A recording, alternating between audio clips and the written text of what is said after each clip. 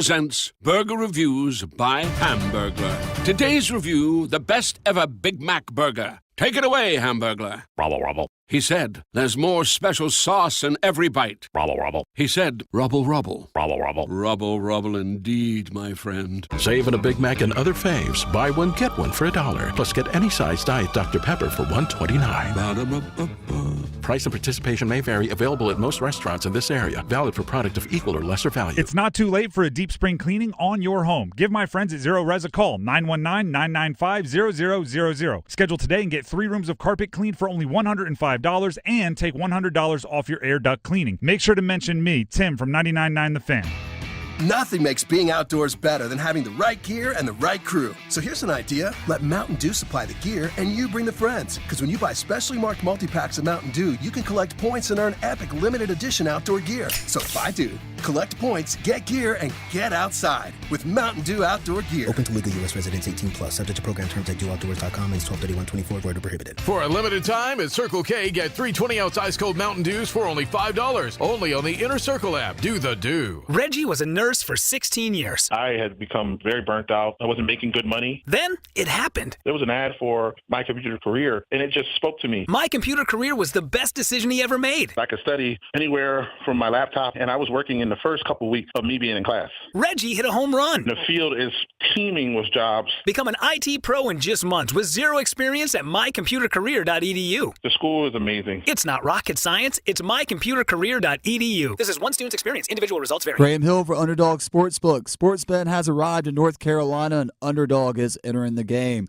A sportsbook app with a simple, fresh experience with straightforward language that fans can understand and a design that's just as appealing. Your favorite teams, players, and sports are included and are ready to make a bet. The conference finals are set for the pro basketball playoffs, and Underdog makes it easy for you to place wagers on over-unders, on assists, rebounds, and points on games. Download the Underdog Sportsbook app on iOS or Android and sign up with my promo code HILL, and new customers will get $100 back in bonus funds when they make a $10 minimum deposit and a first bet of $5 or more. That's Underdog Sportsbook, promo code HILL, HILL. Must be 21 plus to gamble. And present in North Carolina. Gambling problem? Call 1-877-718-5543 or visit morethanagame.nc.gov or call 1-800-GAMBLER. Terms, conditions, and restrictions apply and can be found in the Underdog Sportsbook app.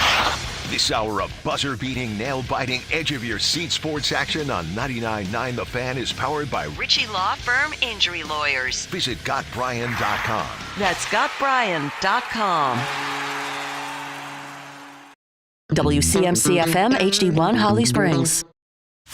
Brown for 3, ties his playoff career high. 1:51 to go, a 40-point Game 2 for Jaylen Brown. The Celtics, 2-0 lead in the Eastern Conference Finals. Jaylen Brown goes for 40, tying his career high in the postseason. The Celtics beat Indiana 126-110. You're listening to The Adam Gold Show on the North Carolina Sports Network.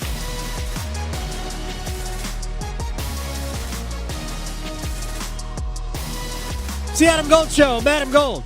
Hi, everyone. Welcome to your Friday. Victoria is here. She beat me to the intro. It's Friday. And Excited. For many, the Friday before a long weekend. That's right. Yes.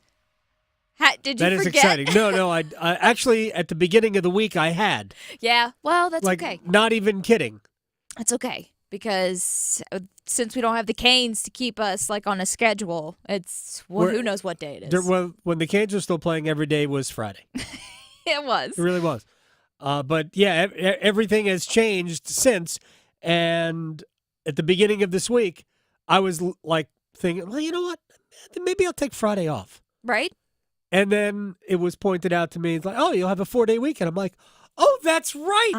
It's Memorial. So Monday. So, by the way, on Monday, we'll be here but not be here. Yes. It is, and I always use these terms loosely, a best of the Adam Gold Show. So because there's so many good things to choose from. Oh, that's why. Yes. That's why, Adam. Yes. So stuff that you may have missed, maybe you didn't get in the podcast, you missed a few days of the podcast, whatever. it'll all be here. A lot of it, almost all of it, is super recent. Mm-hmm. So it'll be like the best of the week that we just did. Yeah. So, which of course involved the end of the hurricane season. Yeah. We had more of a post-mortem on Monday, and I think we're going to start with the hurricanes again. Man, still got things going on. So, this has been discussed before, although we have not gotten, dug into it because it was pure speculation. And it is not a done deal at this point, but Don Waddell is a man of interest around the National Hockey League for openings in front offices. What? Specifically, I'm not surprised. So specifically, the Columbus Blue Jackets are considering swiping Don Waddell from Raleigh, putting him in a box and bringing him to Columbus to head their organization. And there were other teams as well involved. I had heard that Winnipeg was interested in Waddell. Interesting thing there is that Don used to be the general manager of the Atlanta Thrashers. Oh. And the Thrashers became the Winnipeg Jets. Well, look at that. There you go. There's history. Yeah, so, none of those players are still there, but it wasn't that long ago either. It was 15 years ago? No, it was a little bit more than that. But not that long ago. For 1 year, for one hot minute, Winnipeg and Carolina were in the same division. That was silly. But, so that could happen. It could happen over the weekend.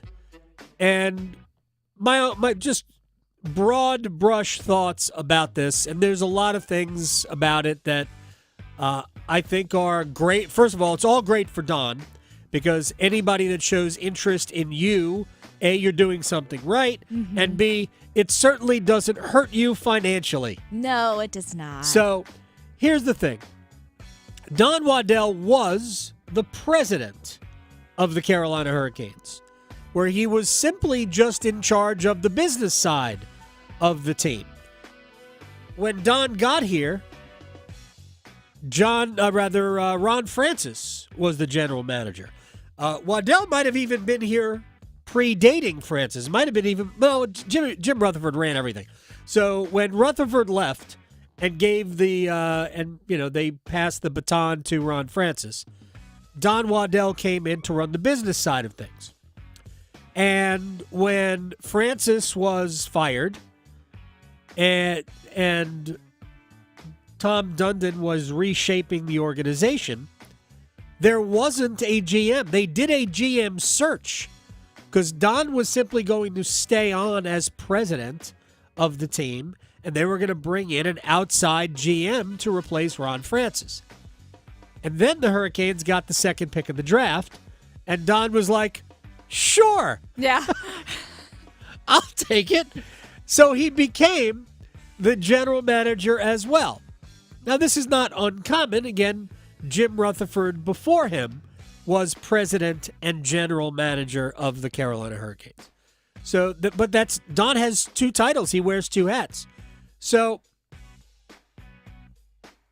I don't know what the Hurricanes would do if Don Waddell left, other than from what I've read, they have already explored external options at GM should Waddell take other opportunities. My sense is that they won't, that they will simply elevate Eric Tulsky to the position of general manager, but they would still need to bring in a team president. Yeah. So there's going to be a hire. We just don't know what it's for. And I've always said this about Don, and I actually got into a little bit of a friction thing with Waddell because I don't know if he didn't appreciate or if he was just joking with me. When we were hashing out Rod Brindamore's contract, and why hasn't it happened? And there was that story that Tom Dundon said, well, it's too emotional for me. I've too good a relationship with him, so I've let Don handle it. What did I say? Bull. Mm-hmm. Tom Dundon is never No. going to remove himself from the situation. From his money. So, right. So while Don was probably the point person in the negotiation, ultimately, all decisions, every single decision, it doesn't just get rubber stamped or okayed by Tom Dundon. He is a part of the decision process. I am not criticizing that. I am just saying that's the way it has always been with every decision they make. Yeah. Who to draft in the when they get to the second round. Tom Dundon is part of that equation. Who to trade for, who to sign, what to sign for. Tom Dundon is part of that. If Don Waddell doesn't do that on his own and then say, hey, Tom, here's our payroll. That's not the way it works. It's never the way it was supposed to work. Tom has been very upfront about this is going to be a collaboration. It was why it was never going to work with Ron Francis. And I'm not knocking anybody in this situation. I am not knocking Ron Francis or Don Waddell or Tom Dundon or anybody. This is just the way it is. I would certainly not argue with results because the Hurricanes have been a playoff team in each of the 6 years of Tom Dundon's ownership. And while Rod Brindamore is a massive part of that, maybe the biggest part of that, the fact is that they have spent money to the cap just about every year. They kind of built to it. They used their cap space to get a draft pick from Toronto. We remember that. So they're not a cheap team. Tom is willing to spend money on the team. But, and here's where we folded back into Don Waddell. When Don went from president to president and general manager, he didn't double his salary. I actually don't know if he got a raise at all to take on the second job. But he certainly didn't double his salary. And while he has been signed to an extension since, there's no indication that Tom Dundon values that position like it is valued around the league. Just like he doesn't with head coach in terms of salary. Just like he doesn't with a lot of jobs in the organization. Broadcaster, right? Because of that, he assigns value differently than others. Again, not a criticism. This is more of an observation. In some cases, it's a criticism, but it's just an observation. And Tom Dundon, again, the proof is in the success of the organization and the team on the ice. So, what does this mean? It means that if Don Waddell, who is probably going to be in the sport for, I don't know, another 3 to 5 years before he has, and he's already more than earned a retirement. He wants to go off and spend more time doing nothing.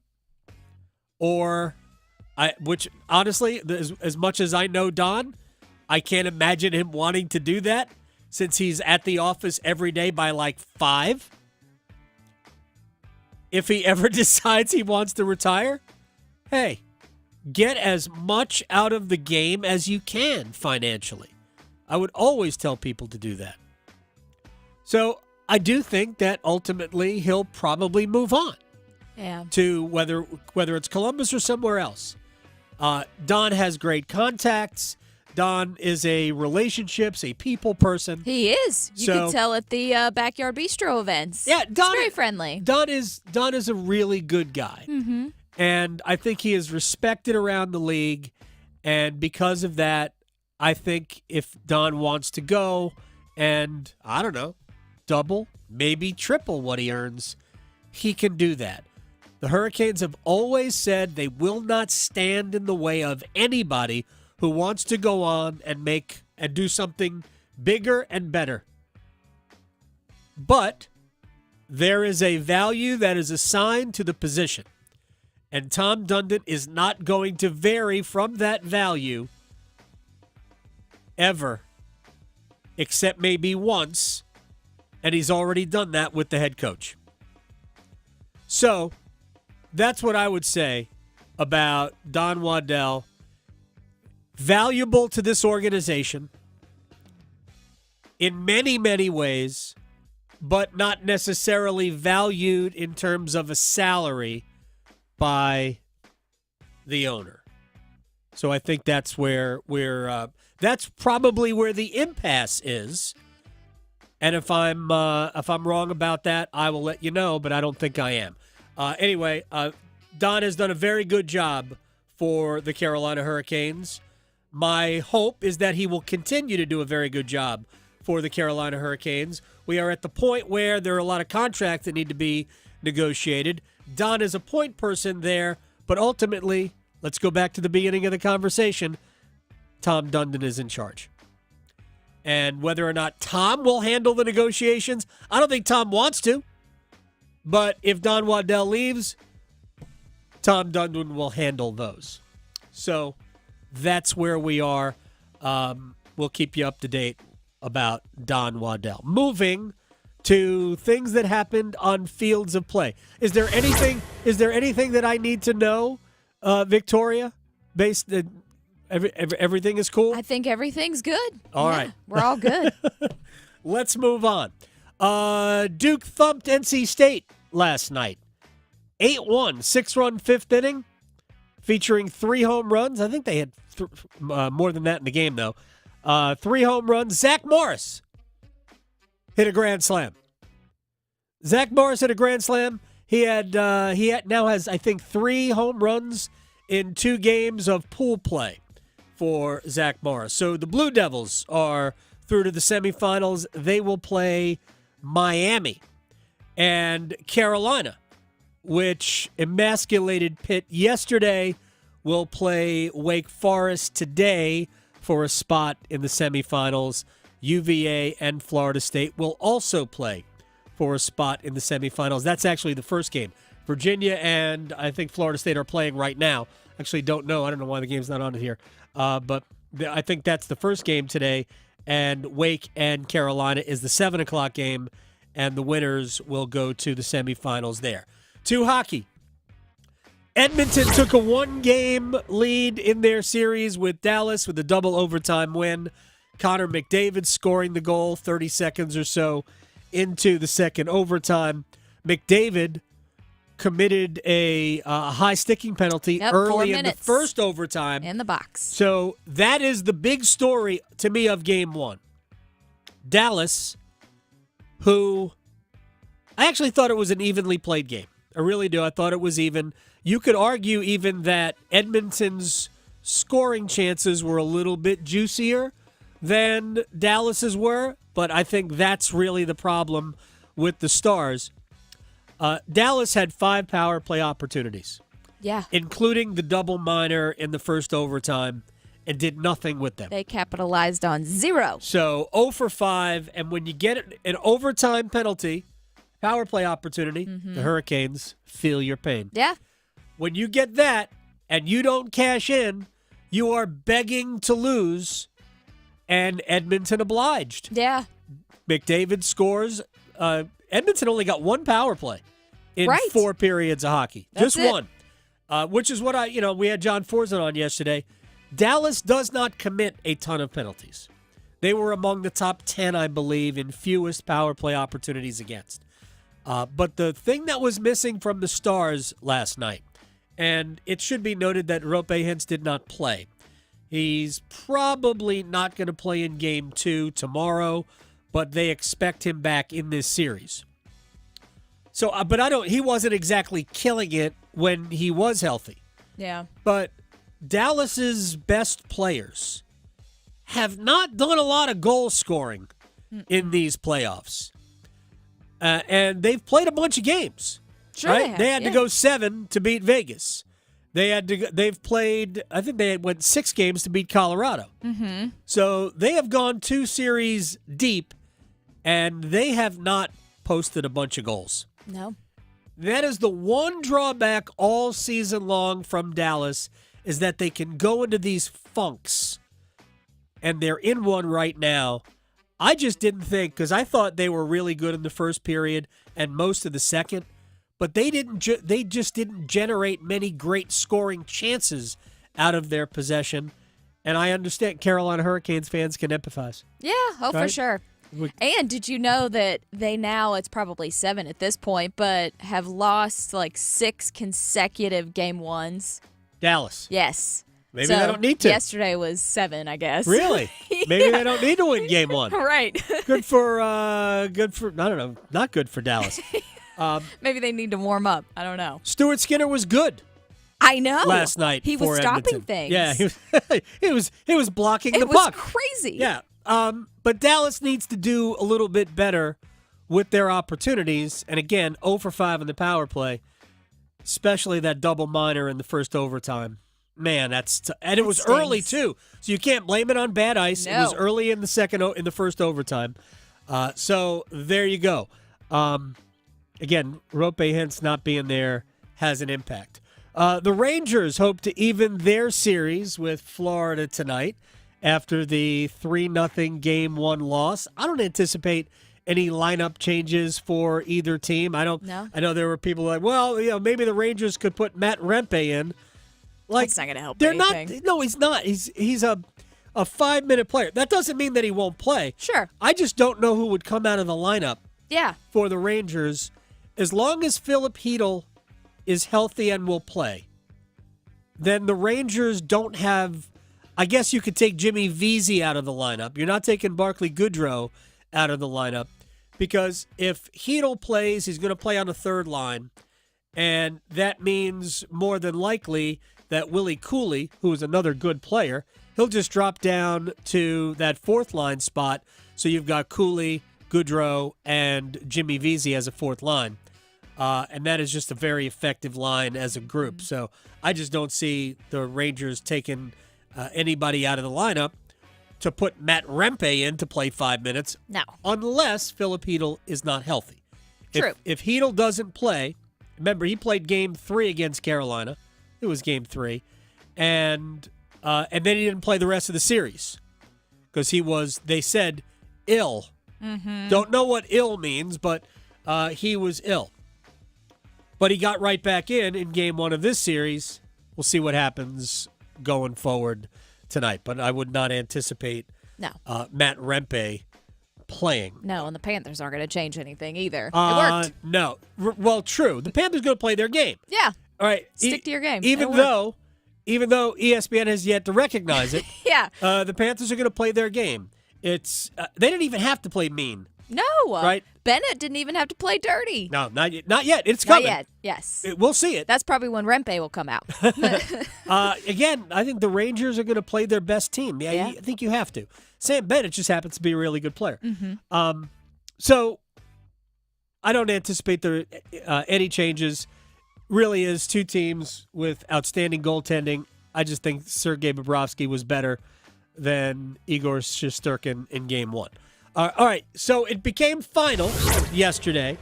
The NCAA settled their court case in House versus the NCAA, and now, going forward, the schools will be allowed to directly pay the athletes. And Dan Murphy of ESPN on why they're going to do this. Over the last decade, but the last 3 or 4 years really specifically, the NCAA has been inundated with lawsuits. They've had a really hard time enforcing any of their rules. They've had a hard time fighting back any of the sort of third-party marketplaces that have popped up for NIL deals, the way that schools were, controlling rosters or controlling transfers. All of that was outside the realm of the schools themselves for the past couple of years. And I think the leaders of college sports realized something needed to change, and they also had a huge looming threat with some of these lawsuits and how much they might cost them. So they held out really as long as they possibly could, but I think realized, within the past 6 months here that they really needed to come up with a solution. And this solution allows them to potentially, at least gives them some temporary protection from some of these future lawsuits, and it allows them to start building a framework. All right, that is Dan Murphy. We do have breaking news. And this comes from a press release. Maybe that's why everybody was running into the studio. Don Waddell has resigned as general manager of the Carolina Hurricanes. And I'm reading directly here from the press release. I have loved my experiences in the Triangle over the last 10 years, and together with a strong team on and off the ice, we have accomplished many great victories. I'm grateful for the support I have received from so many loyal Caniacs. This organization is in strong, capable hands and well-positioned for the future. Eric Tulsky has been elevated to the position of interim general manager. Again, I know this is going to come as this is not meant to be a slight to anybody. I don't see how this is going to disrupt what the Hurricanes are trying to do in terms of signing contracts this offseason. It changes the focal point. It changes the person who makes the call because, again, Don Waddell has a ton of great qualities, and one of them is his ability to connect. I said this before. I said it to friends who asked me about this. The Hurricanes need to find now another Don Waddell. And it's not just finding somebody to run the business side. Even in the player personnel side, they need to find another person with deep contacts and relationships around the league. Does that mean you're going out and getting a GM? I don't know. I don't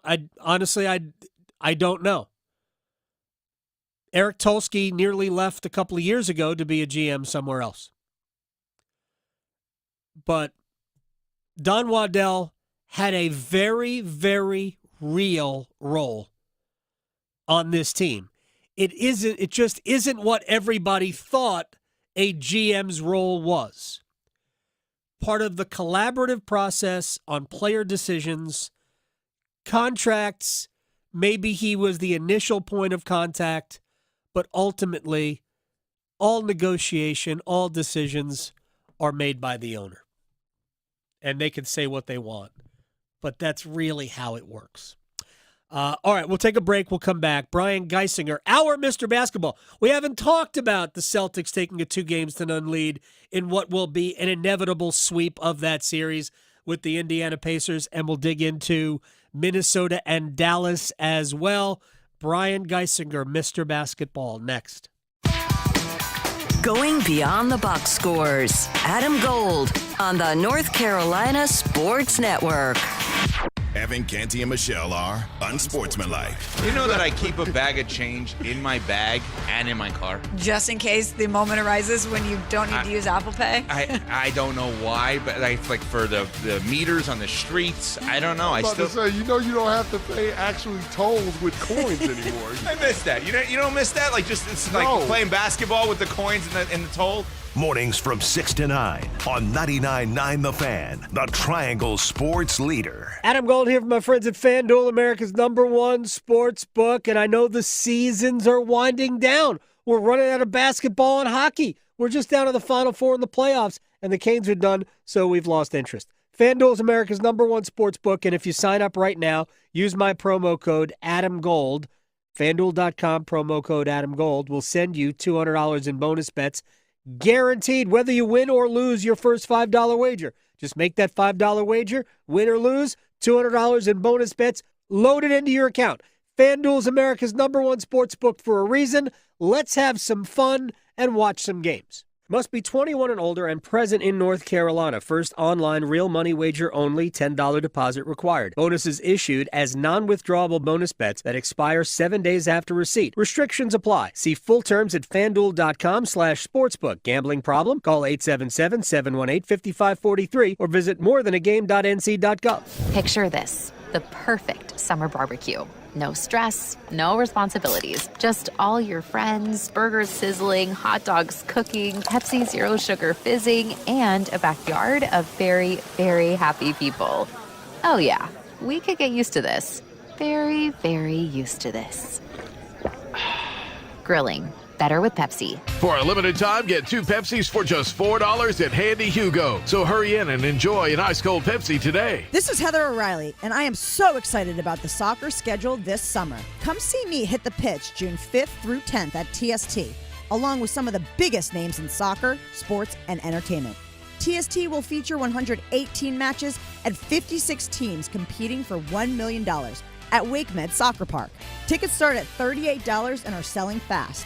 Visit thetournament.com/soccer while they're still available. Following TST, Man City will play Celtic at UNC July 23rd. Hey, it's Roger Moore, CEO of Loan Pronto. If you're like me, you're getting crushed by rising costs of everything these days. I get it. It's brutal, and credit card rates are ridiculous and going higher. That's why at Loan Pronto, we launched our Express Equity Line of Credit to bring you the relief you and your family need, using your home, your most valuable asset. We've helped thousands of people like you get fast relief with cash. The average homeowner who does this gets tens of thousands in just days and is able to save $850 per month in overall expenses. I'm talking life-changing money, your money that you have access to right now. Listen, if you're ready to get control of your finances and get off the hamster wheel, call Loan Pronto. You can get approved for Express Equity Line of Credit in just minutes, and we can get you your cash in less than a week. Stop digging a deeper credit card hole today. Call Loan Pronto now. 919-381-1760. 919-381-1760. LoanPronto.com. 919-381-1760. Equal housing lender. NMLS 166-1781. Subject to lender approval. NMLS consumeraccess.org. Progressive asks, what do a middle school slumber party, Let's stay up all night. Yeah! a sleep-deprived girl, an early morning paper route, and a poorly thrown rolled-up newspaper have in common? Hey, my window! They can become a fast-breaking news story. Sorry, Mr. Thompson. Bundle your home and auto with Progressive for great savings and round-the-clock protection. Progressive Casualty Insurance Company, affiliates, and other insurers. Not available in all states or situations. This is Adam Gold. We had lightning hit a pretty large tree. Oh, yeah. About 150 yards from the house. It'll be my sign to go win the lottery. But you know what? I'm sorry, I can't. I have rules. If it's not over $1 billion, I'm not playing. Yeah, still just millions. The Adam Gold Show.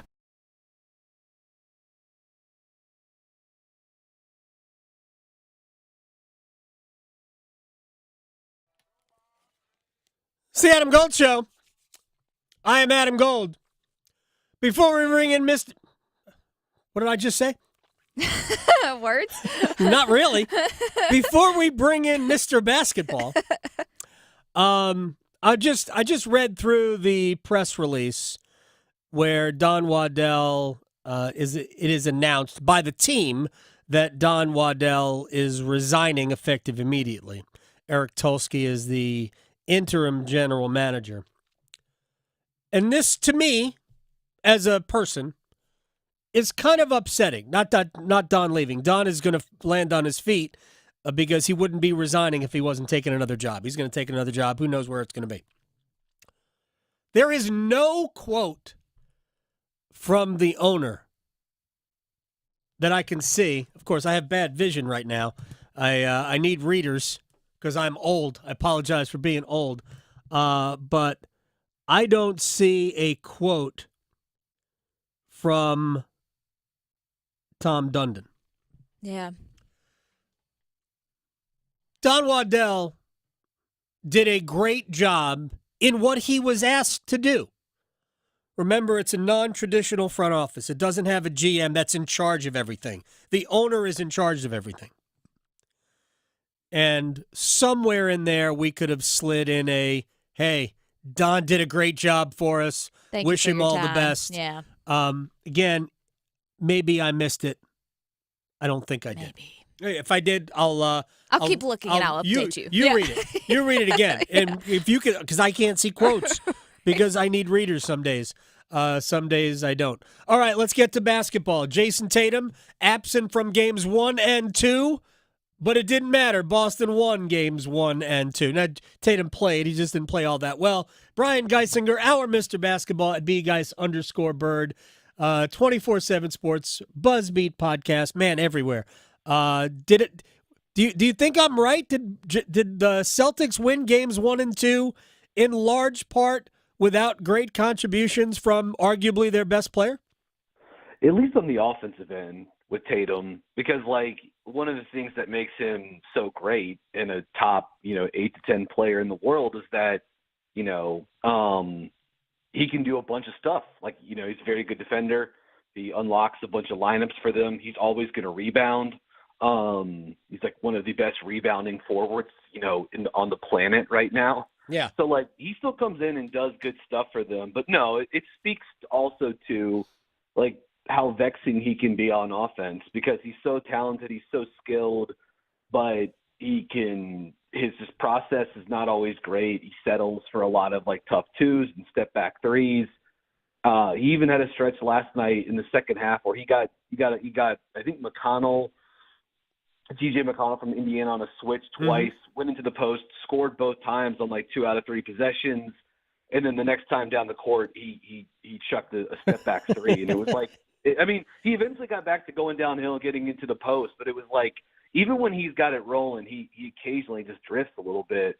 But, it also speaks to just how easy the path is for Boston to get to the finals. It's just a glide path for them. And, and also during the second half, Tyrese Halliburton, Indiana's best player, leaves with a, hamstring injury. He hurt that hamstring back in January, also against Boston. So who knows, if and when he'll be back. But, it is a layup line to the Eastern Conference Finals for the Celtics right now. Brian Geisinger is joining us here, our Mr. Basketball on the Adam Gold Show. In Boston, really, they met no resistance in rounds 1 or 2. Not only did they play inferior teams, and when you're the 1 seed, you're going to play teams that aren't as good as you, but those teams were compromised physically. Jimmy Butler in round 1 for Miami, ultimately Donovan Mitchell and others in round 2 for Cleveland. Had they faced the Knicks would have been physically compromised. I always thought the Knicks, fully operational, were the real problem for the Celtics because of how New York approaches every basketball game. But ultimately, they didn't have to deal with it because the Knicks were dispatched by Indiana, and now without Halliburton. But I will say this about Boston. The other thing about it is that I'm not sure that as a group they entirely get what playing championship-level basketball is about. How long did it take them? I'm not even sure they did, before they recognized that Pascal Siakam was good. Because he scored like every time down the court in the third quarter into the fourth quarter. Yeah, he's been in this series. He's given old man Al Horford plenty of fits. Any matchup they've thrown at him. Siakam's tough because, he's a 6'9" slinky, right? That can bend and corkscrew and spin his way to the hoop. He's really tough to stop. He can't shoot a three really, but everything inside from the mid-range in is really, really good. Boston theoretically has a lot of guys to throw at him, but so I don't know. I think the Celtics are probably cool with Siakam not getting to the free throw line at all in that game. 28 points with no free throw attempts is kind of crazy. And look, obviously, if no Halliburton's out there, they can sort of funnel even more defensive attention and to Siakam. And Boston is so good at helping and recovering defensively now for multiple years. That's sort of been along with their versatility, that's been one of their calling cards on that side of the court. So, Siakam's amazing, but my guess is they'll live with him cooking in the mid-range. If it takes him, that many possessions and minutes to get 28 points, but also no free throws, only 2 3-point attempts, only 2 assists, they'll probably live with that because on the other end, they're going to be able to space you out and slash and kick and get all their catch and shoot threes that they want. And Jaylen Brown is playing he is a star. So, but he looks like Boston's best player. But Jaylen Brown has often in the playoffs looked like Boston's best player. I'm not sure what's going to happen when they meet real resistance in the next round, and I want to get to that. Or the next round, I guess, would be the finals. And I want to get to the Western Conference Finals. For a long time, Dallas was all about offense. And trade deadline, they bring in a couple of pieces, including P.J. Washington, Derek Lively II. I could not be more enamored with the future of any player in the league than I am with Derek Lively. This kid is just a dynamite talent that has just started to scratch the surface about what he could be. And with Kyrie and Luka, I just think Dallas is and I didn't think so going into the playoffs, but Dallas to me has been the most impressive team I've seen. Yeah, first off, for starters, the PJ Washington, Derek Lively, the second front court being like a team that's, within 3 more wins of getting the NBA Finals is just like very much good for my brand. Those are two of my guys. And as someone that spent the last 4 years not wanting to see PJ Washington leave Charlotte, right, as someone who covered the Hornets, but sort of like advising teams that were looking for help at the forward spot that this is a guy that was ready to play in the playoffs.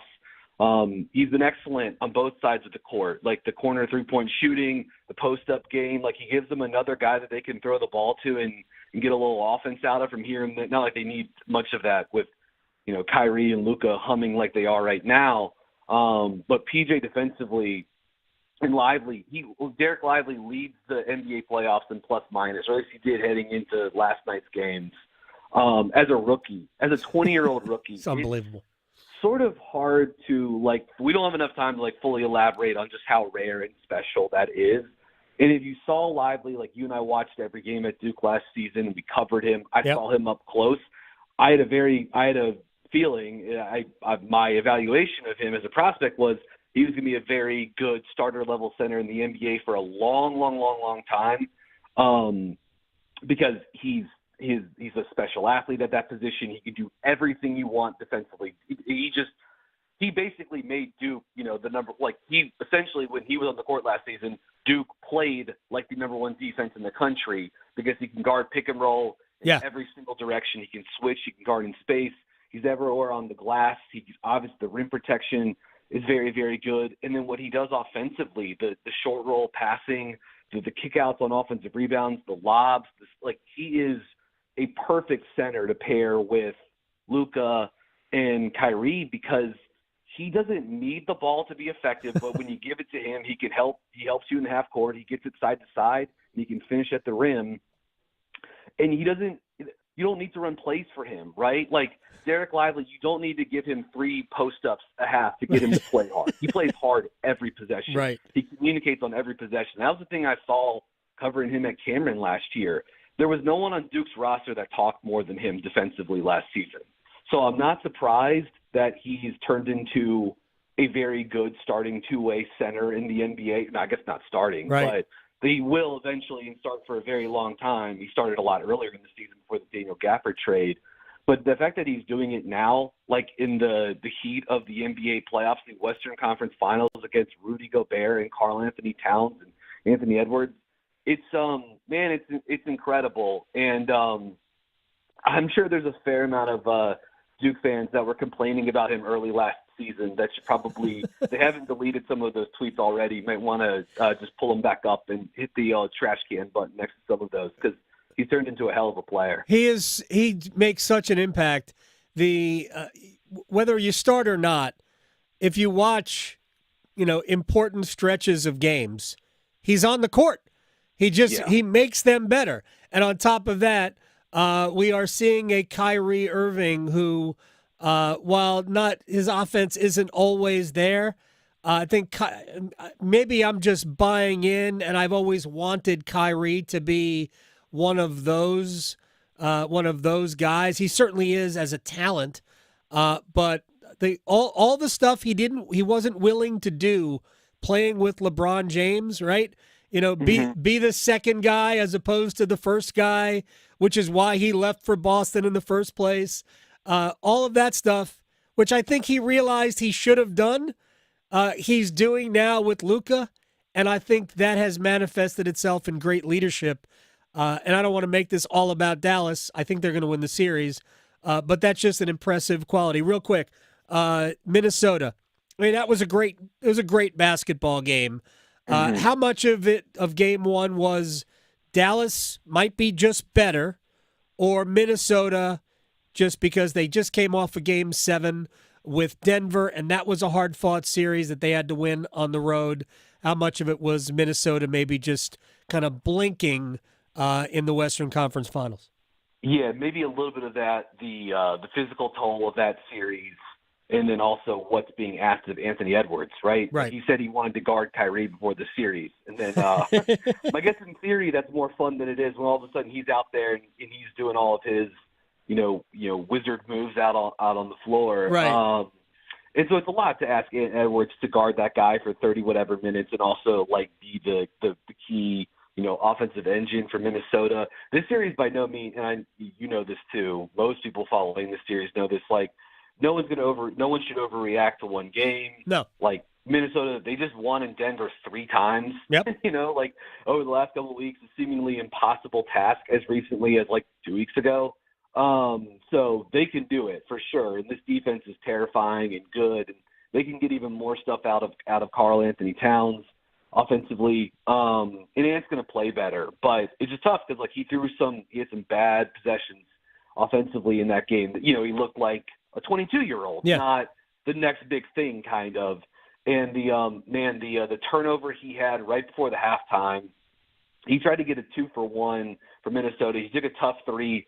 Dallas scored. Then with about 10 seconds left, he tried to throw a skip pass cross corner to I think either Alexander Walker or Conley in the corner. He threw it to the 20th row, turnover. And with 5 seconds left, of course, Kyrie gets the ball, goes down, scores, and gets an and one. And all of a sudden, the 2-for-1 advantage, not only was it nullified, but in fact, it cut in the opposite direction. Right. So Edwards needs to play better. They need him making the right decisions.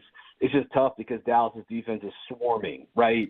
And they got guys that can guard him in space, and they're loading up, and they can really cut off the oxygen as far as passing options. So he'll settle down. He can play better. And but the flip side is Dallas will probably shoot the threes better going forward in this series too. So it's going to be tough, but I think it's going to be a long, competitive series, and I really can't wait for Game 2 tonight. Same here. Brian Geisinger, we'll talk to you later, my man. I appreciate your time at BGuys_Bird, Buzzbeat Podcast, 24/7 Sports, our Mr. Basketball. Happy Memorial Day to you. Yeah, everyone have a good weekend. All right, when we come back, we are going to have one-timers also next hour. We got a lot of stuff coming up. We're going to check in Charlotte at the ACC baseball tournament. Also, we're going to talk about this NCAA court settlement. House versus the NCAA settled. Only $2.8 billion going the way of players. That's it. Only $2.8 billion. We'll tell you why maybe it's not enough. And because I wanted to do something stupid and goofy, we're going to play a game. We'll play a game show type thing. I like it. We have no prizes, but I don't care. It's right? fun. I'm sure we'll have people who want to flex their sports Always. or other knowledge muscle. Always. Yes, for no prizes, just for pride. Just for the title. Yeah, I don't know. Maybe we have title. a super oversized Adam Gold Show T-shirt. Maybe. Right, that we can give away. I don't know. We might. Although maybe those are used as cleaning rags at this point. But anyway, we'll have one-timers next. Serving it up hot and fresh every day. Adam Gold on the North Carolina Sports Network.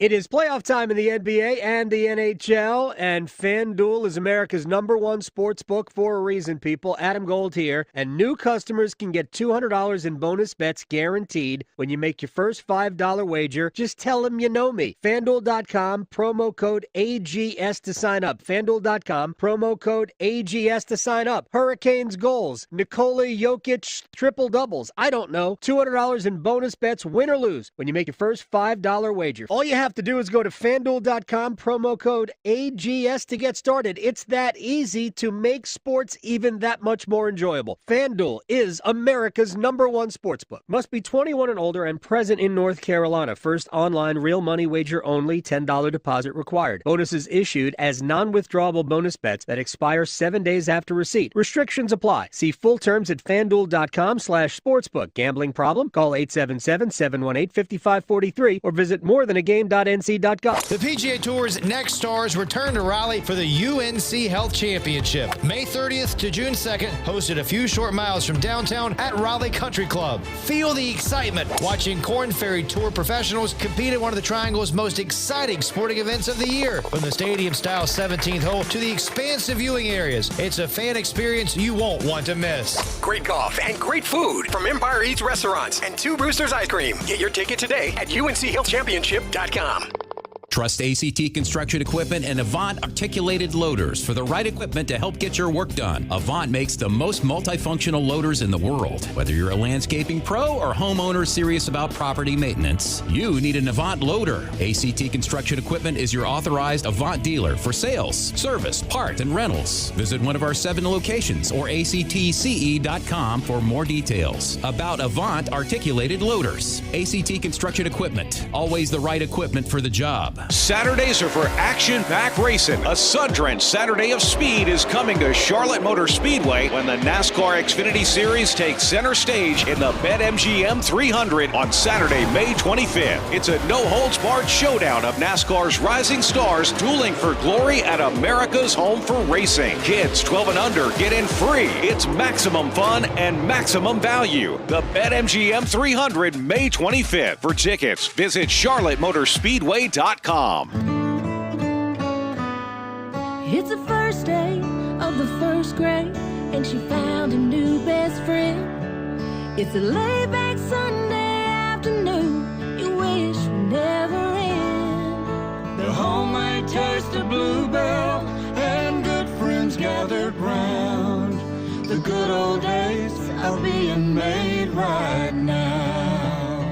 Grab a frosty mug and try the newest flavor from Bluebell, A&W Root Beer Float Ice Cream. A creamy vanilla-flavored ice cream swirled together with an A&W Root Beer flavored sherbet. A new way to enjoy your favorite root beer float. The good old days are being made right now. The good old days are being made right now. Look for Bluebell ice cream at your local grocer and pick up your favorite flavor today. May is Older Americans Month, and this year we celebrate being powered by connection, the profound impact that meaningful relationships and social connections have on our health and well-being. Learn how AARP can help you find those connections and get the most out of life by listening to AARP Without Limits. You can find the latest episodes of AARP Without Limits wherever you listen to your podcasts. This is Adam Gold. Thank you very much for your time, man. We will talk again. Adam, anytime for you, my friend. Thank you. I don't know why it makes me laugh. Why does that make me laugh? I don't know. Maybe you just are used to people being mean to you or something, like Twitter. I don't know. The Adam Gold Show.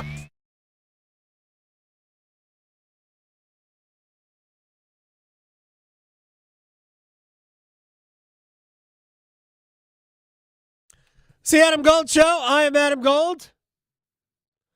Victoria producing the program. The person who said anytime for you, Aaron Fitt will join us in about 10 minutes from Charlotte. Yes. We've got Florida State leading Virginia 4-2. FSU batting top of the 7th inning. Winner of this game goes to a semifinal. And then at 7 o'clock tonight, Carolina and Wake Forest will play for the 4th and final ACC baseball semifinal spot. Duke and Miami will meet in the 2nd semifinal tomorrow. That'll be a 5 o'clock game. The Blue Devils were the 6th seed. Miami was the 11th seed there. So we'll do that coming up top of the hour. Right now, one-timers. All right, so how about we kick things off with basketball? We should do that. So are the Pacers getting swept? Yes, they are getting swept. Again, their game to win was game 1. Yeah. That was their game. And they should have won it. And they refused to. Mm-hmm. And now they're missing their best player. Tyrese Halliburton's out. Mm-hmm. So, well, we don't know he's out. He had a sore hamstring. It's the same injury that kept OG Anunoby out for the Knicks for like 4 games. So by the time Tyrese Halliburton is not sore, it might be over. Yeah. Well, and that was going to lead to the next question. How big is it that Tyrese is injured to the team as a whole? I mean, he's their engine. They have other good players. I'm not trying to diminish they have a lot of good players, but he is their best player. And this is the one thing that could prevent this from being a sweep. Boston. Yeah. If they play with their food. This is what Boston does. There'll be a game. We thought it was game 1.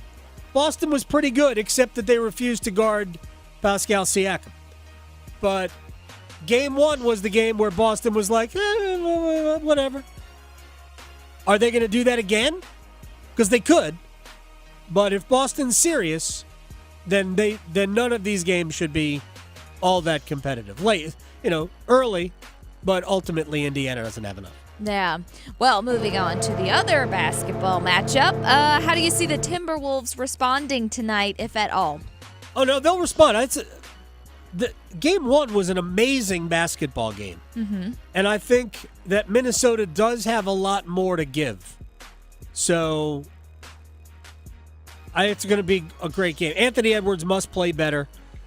Minnesota's got a great defense. I wouldn't be surprised if that game was played in the 90s. It didn't get to the hundreds because I just think it's going to be more of a defensive struggle. But Anthony Edwards has to give them more. But again, I'm telling you, Dallas's defense is shockingly good. Shockingly good. Mm-hmm. But they need more from Anthony Edwards. They need more from Karl Anthony Towns. Yeah, well, and they could keep it going so they can confuse us when we talk about hockey and the Dallas Stars. Right. Which is my next one.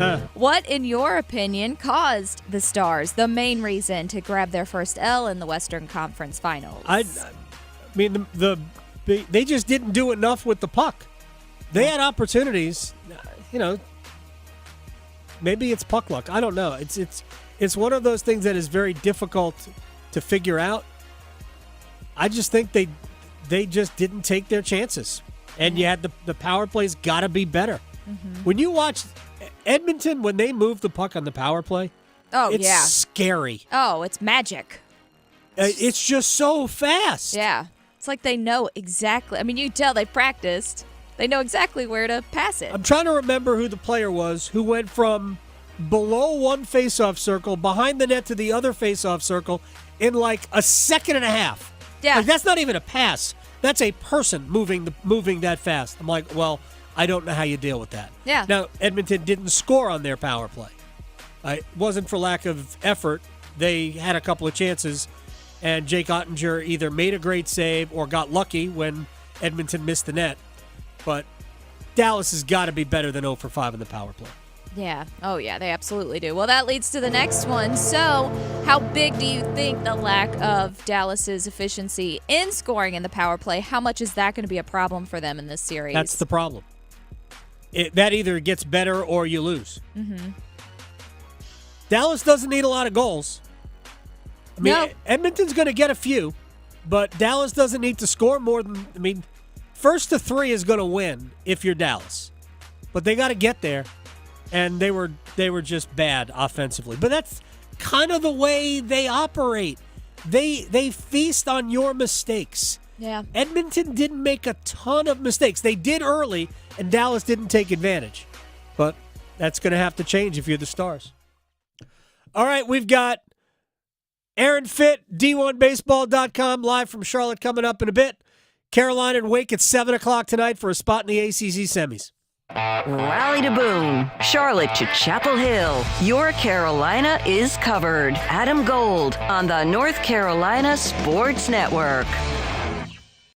Fellas, don't get stuck on first base. Hit a home run with help from Arise, the urology clinic for men. We can help your performance with Core Wave Therapy, a pain-free, drug-free way to break up blockages and get you back in the game. No pills, no painful injections, and it only takes about 20 minutes. Score real help for your ED issues from Arise Urology Clinic for Men in Cary. Call 919-459-5400 or visit CoreWaveTherapy.com.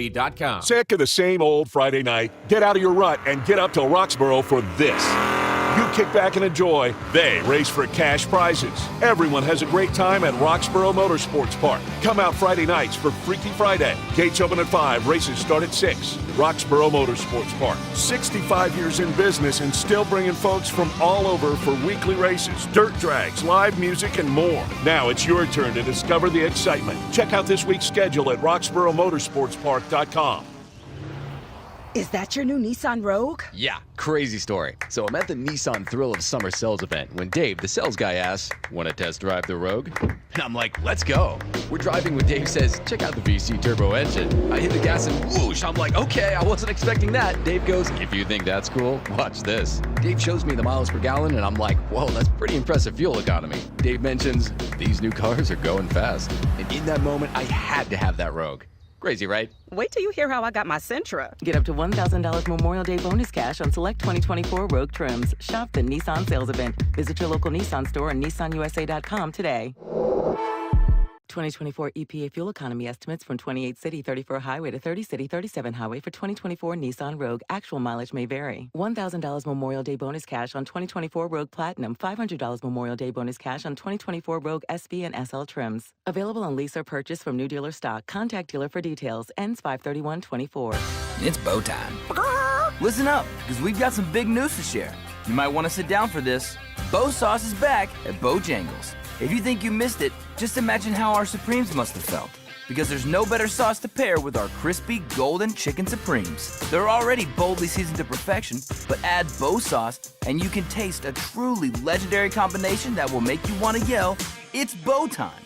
So don't wait, grab a Supreme and dip into some Bow Sauce. It's bow time. There's no time like bow time. Time to stop whatever you're doing to satisfy your craving for flavor with a Bojangles Chicken Supremes dinner. Choose a 3-piece or 4-piece Supremes dinner. Get your choice of fixin', a biscuit, and legendary iced tea. And don't forget the sauce for dipping, because Bow Sauce is back. That's right, Bow Sauce is back. Hungry for flavor and value and love the Bow Sauce? Then it's bow time. It's not too late for a deep spring cleaning on your home. Give my friends at Zero Res a call, 919-995-0000. Schedule today and get 3 rooms of carpet cleaned for only $105 and take $100 off your air duct cleaning. Make sure to mention me, Tim from 99.9 The Fan. Hey everyone, it's Ted from Consumer Cellular, the guy in the orange sweater, and this is your wake-up call. If you're paying too much for wireless service, you don't have to keep having that nightmare. Consumer Cellular has the same fast, reliable coverage as the leading carriers for less. And for a limited time, new customers receive their second month free when they sign up and use promo code MONTHFREE by May 31st. So why keep spending more than you have to? Seriously, wake up and call 1-888-FREEDOM or visit consumercellular.com. Taxes, fees, and other third-party charges will apply. See website for additional details. This hour of the Triangle Sports Leader is powered by Ritchie Law Firm Injury Lawyers. He scores! What a comeback! Visit GotBryan.com. That's GotBryan.com. WCMC HD1 Holly Springs. Take us with you on radio, web, app, Alexa, and YouTube. 99.9 The Fan, the Triangle Sports Leader. Your last 2 biggest NCAA Division I add-ons, Penn State and Arizona State, were both born out of ACHA Division I and were top teams in the ACHA Division I before making that step. So yeah, this is a huge step. It's not NCAA yet. I know everyone's clamoring for that, but that's still a long way off. I mean, look, we all know what the ACC is going through with lawsuits and the like, so the timing isn't right there, but the timing is right for the Ice Pack to make this step.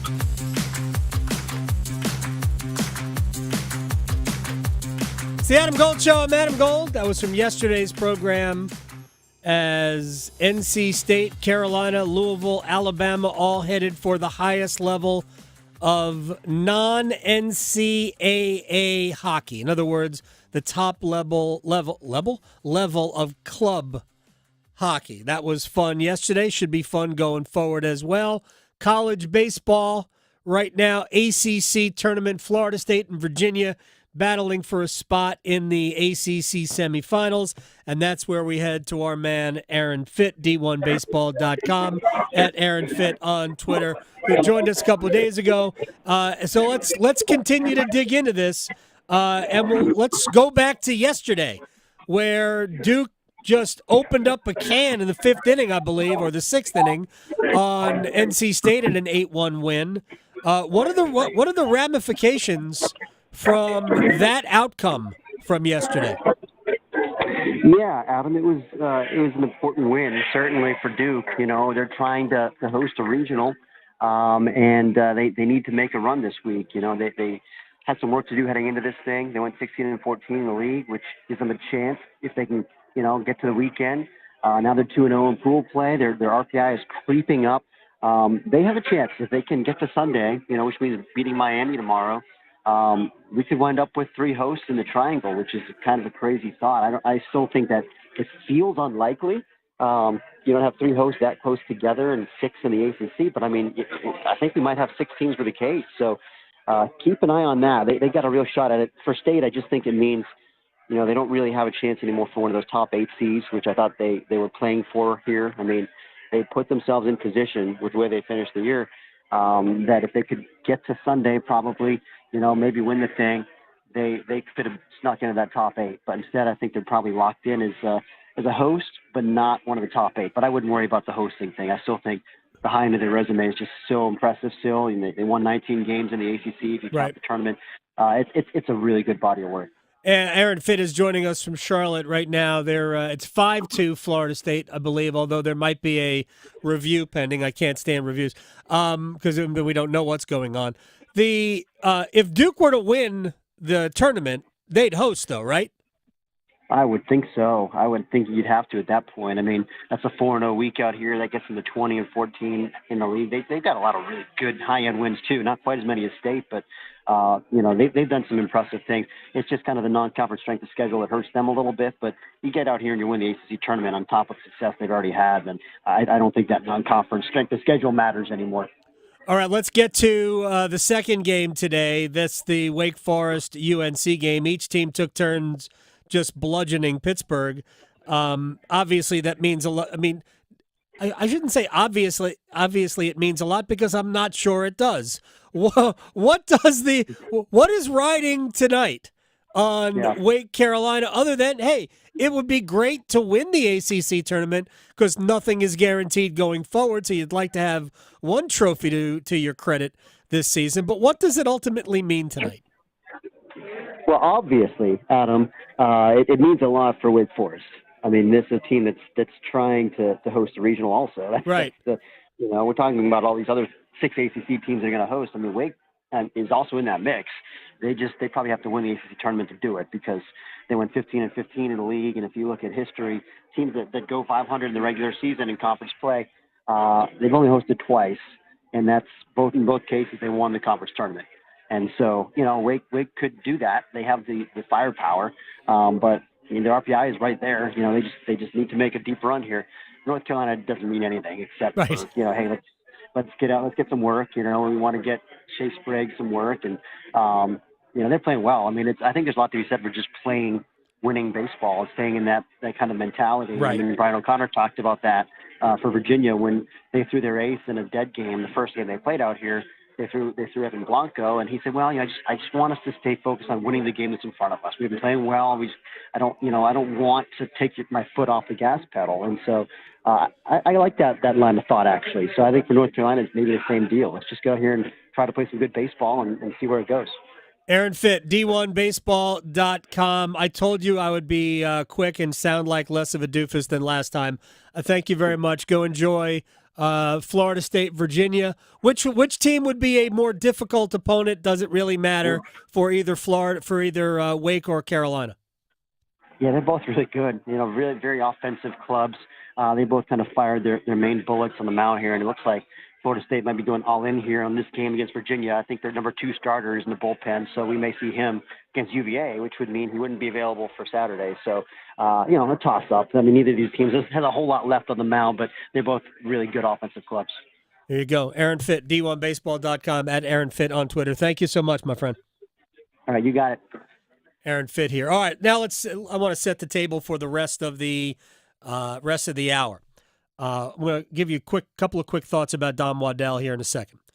Coming up in about, a little less than 10 minutes, We'll talk to Tarun Sharma, who is a sports attorney, and we'll get his take on House versus the NCAA settling, in which the NCAA and its member schools, led by the Power Four, are going to fork over $2.77 billion over the next 10 years in damages and further monies to players as a result of this antitrust lawsuit that was brought against them and was subsequently settled. It's actually 3 lawsuits that were settled. So we'll get a better explanation for everything that is happening with Tarun Sharma coming up in a little bit. And then right after that, we're going to play a game show. Yes. So if you have vast sports knowledge, sort of. Some of it is sports, and some of it I might venture into other areas just because. And we're not playing for anything other than it's Friday. It's before a holiday weekend. And pride. And I spent the time doing it. Yeah. I made up categories. We can appreciate it. Exactly. That's what we do. We'll do that. So that's coming up after we talk to Tarun Sharma. Real quick, if you're just tuning in, Don Waddell resigned today as president and general manager of the Carolina Hurricanes. And I was reading the press release that was put forth by the Hurricanes, and there's a quote from Don Waddell. This morning I spoke with Tom and informed him that I have come to the decision that now is the time for me to move on to the next chapter of my career. I have loved my experiences in the Triangle over the past 10 years, and together with a strong team on and off the ice, we have accomplished many great victories. I am grateful for the support I have received from so many loyal Caniacs. This organization is in strong, capable hands and well-positioned for the future. That's the only quote in the press release. To me, there is a noticeable absence of a quote. The owner should have said something. Don Waddell did a very good job in what he was asked to do here. He was not a traditional general manager. He was not the point guy. He was not making all the, was not wheeling and dealing. He was not going into the free agent pool. That was, at best, a cumulative effort, and it really was led by the owner. I just would have thought there would have been a quote. Thank you. Right. I thought there would have been. To me, that is unfortunate. Yeah. I think that is an own goal. At the very least. On the Hurricanes. So if that seems unfair, so be it. All right, we'll come back. We'll talk with Tarun Sharma about House versus the NCAA and $2.78 billion changing hands over the next 10 years. And then it'll be a game show. Yeah. We have no name for it. Next. Going beyond the box scores. Adam Gold on the North Carolina Sports Network. Hey, John, why so glum? I just got let go. The company's downsizing. This is the 3rd time in the last 2 years. I'm done with this. Have you thought about My Computer Career? I've heard they can train you for a career in IT in just a few months, including cybersecurity and the basics of AI. And you don't need prior training or experience. Now that's a recession-resistant career. Wow, thanks. I'll check them out. Go to mycomputercareer.edu and take the free career evaluation. mycomputercareer.edu. Financial aid is available for qualified students, including the GI Bill. It's Window Nation's semi-annual sale, and it's a big deal. Right now, get 50% off all windows, along with no interest for 5 years. Plus, bonus savings when you schedule a consult today. If your windows leak, get foggy or hot, or you're paying high utility bills, that's a big deal. With Window Nation's semi-annual sale, you can replace your windows and save a big deal, too. Schedule a no-obligation in-home estimate. Call 866-90-NATION or visit windownation.com. If Heineken Silver was a 60-second radio ad, it'd tell you all the stuff you need to know in only 30 seconds to keep things light and refreshing. Seriously, time me. Heineken Silver, a world-class light beer that's surprisingly crisp and refreshing. Made with only premium quality ingredients and just 2.9 grams of carbs and 95 calories. All without compromising on taste. Heineken Silver. All the taste, no bitter endings. Order now at Heineken.com/silver. Must be 21 and older to purchase. Enjoy Heineken responsibly. Whew. 30 seconds. That's it. Done. Peace. I'm the guy that never gives 5 stars because I never believe that anything is perfect. But I would give them 20 stars if I could. Ernest Stellar Review belongs to QC Kinetics, the nation's leader in regenerative treatments. They came through when he badly needed relief for his aching knees, and doctors had told him that surgery was the only option. What they're doing is cutting edge, and it really helps. And I'm a tough sell. QC Kinetics is led by National Medical Director Dr. Mitchell Scheinkup, a pioneer in this field. With 20 years of clinical work, tons of research, teaching, publishing in non-surgical natural pain treatments. These are the medical pros to trust. I'm living my life basically pain-free from what I was dealing with, so I'm a happy camper today, no doubt about it. QC Kinetics. Call today to see if you're a candidate. Call QC Kinetics, 919-400-5473. That's 919-400-5473. In Cary, Clayton, Raleigh, and Wake Forest, 919-400-5473. The NBA playoffs are heating up, and so is the action at DraftKings Sportsbook, an official sports betting partner of the NBA. Teams are knocking on the door of the conference finals, and DraftKings Sportsbook has you covered every step of the way. With same-game parlays, live betting, odds boosts, and so much more. Don't miss out on the NBA postseason as it winds down. And here's something else to sweeten the deal for new customers. Bet $5 and get $200. That's right, $200 in bonus bets instantly. New customers, download the DraftKings Sportsbook app and use code TIMD. That's code TIMD with no spaces and get $200 in bonus bets when you bet just $5. Only on DraftKings, the crown is yours. Gambling problem? Call 877-185-543 or visit morethanagame.nc.gov. 21 plus, North Carolina only. Bonus bets expire 168 hours after issuance. Deposit and eligibility restrictions apply. Terms at sportsbook.draftkings.com/basketball term. Oh, this North Carolina Education Lottery Winners Club espresso is strong. Pace yourself. New winners tend to overdo it on the coffee. And with new scratch-offs out, well... Hey guys, I'm a new winner. My name's Steve. What's your name? I really love this coffee. Wow, this place is great. Glad I grabbed a new scratch-off. Okay, nice to meet you. Gonna get a massage. Ooh, I think I need to relax. Told you. This month's tickets pack $135 million in total prizes. The Winners Club awaits. Must be 18 to play. Approximate overall odds of winning range from 1 in 3.41 to 4.25. Problem gambling helpline 877-718-5543. This is Adam Gold. We had lightning hit a pretty large tree. Oh, yeah. About 150 yards from the house. It'll be my sign to go win the lottery. But you know what? I'm sorry, I can't. I have rules. If it's not over $1 billion, I'm not playing. Yeah, still just millions. The Adam Gold Show.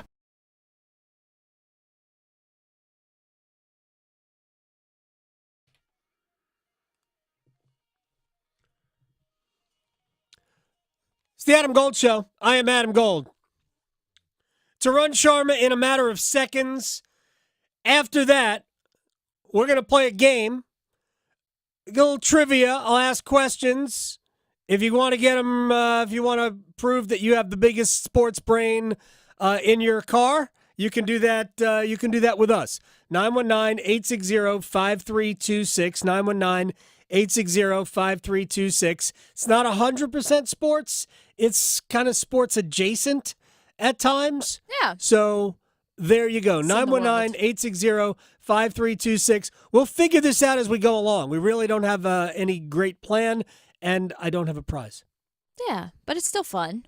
That's what it's about. It's Friday. And you get kudos. We're just trying to have fun. Yeah. That's it. Right. Make it because it's a Friday, so let's make it a fun Friday. 919-860-5326. Totally forgot the number. 919-860-5326. We will do that after we talk about money.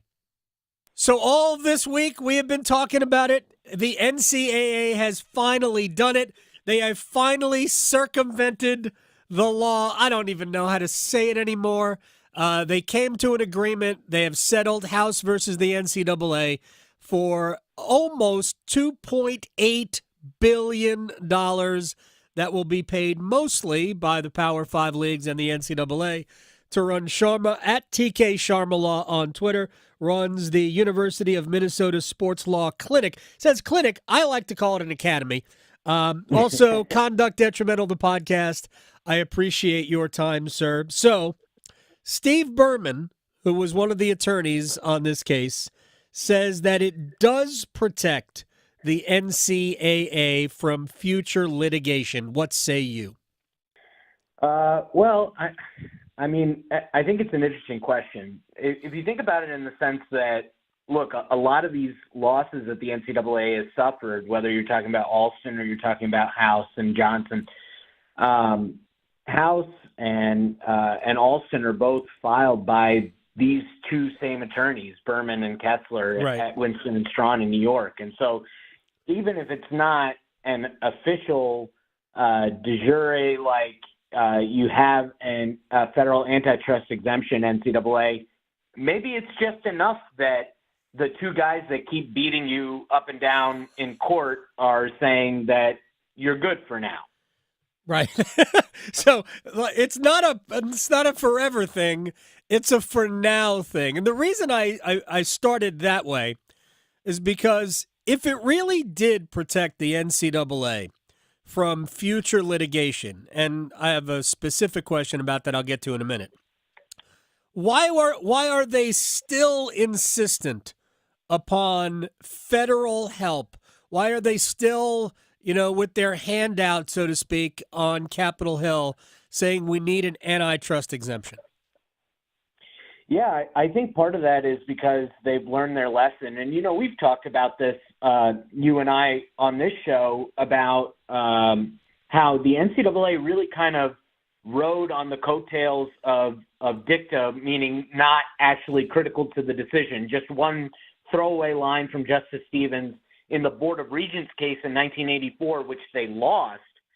And that line said that the NCAA has a wide range of options to protect amateurism. And if you define amateurism as student athletes can't be paid for the labor that they're creating, then certainly, that means that they can do whatever to make sure that athletes aren't being compensated fairly.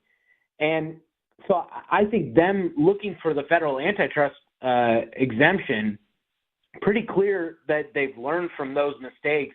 They don't want it to be like, hey, we settle this case right now, and then we can't go ahead and police the rules the way that we want to going forward. And I think that there's still a lot of details that need to come out about that, by the way, because to me, it doesn't necessarily make a ton of sense that that you could say that the NCAA has leeway to enforce their rules now based on a settlement between these parties, because the affected parties would be those in the future. Right.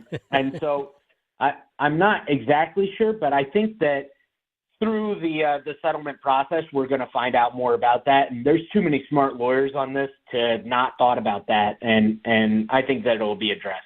Tarun Sharma, TK Sharma Law on Twitter, University of Minnesota Sports Law Clinic, joining us here on the Adam Gold Show.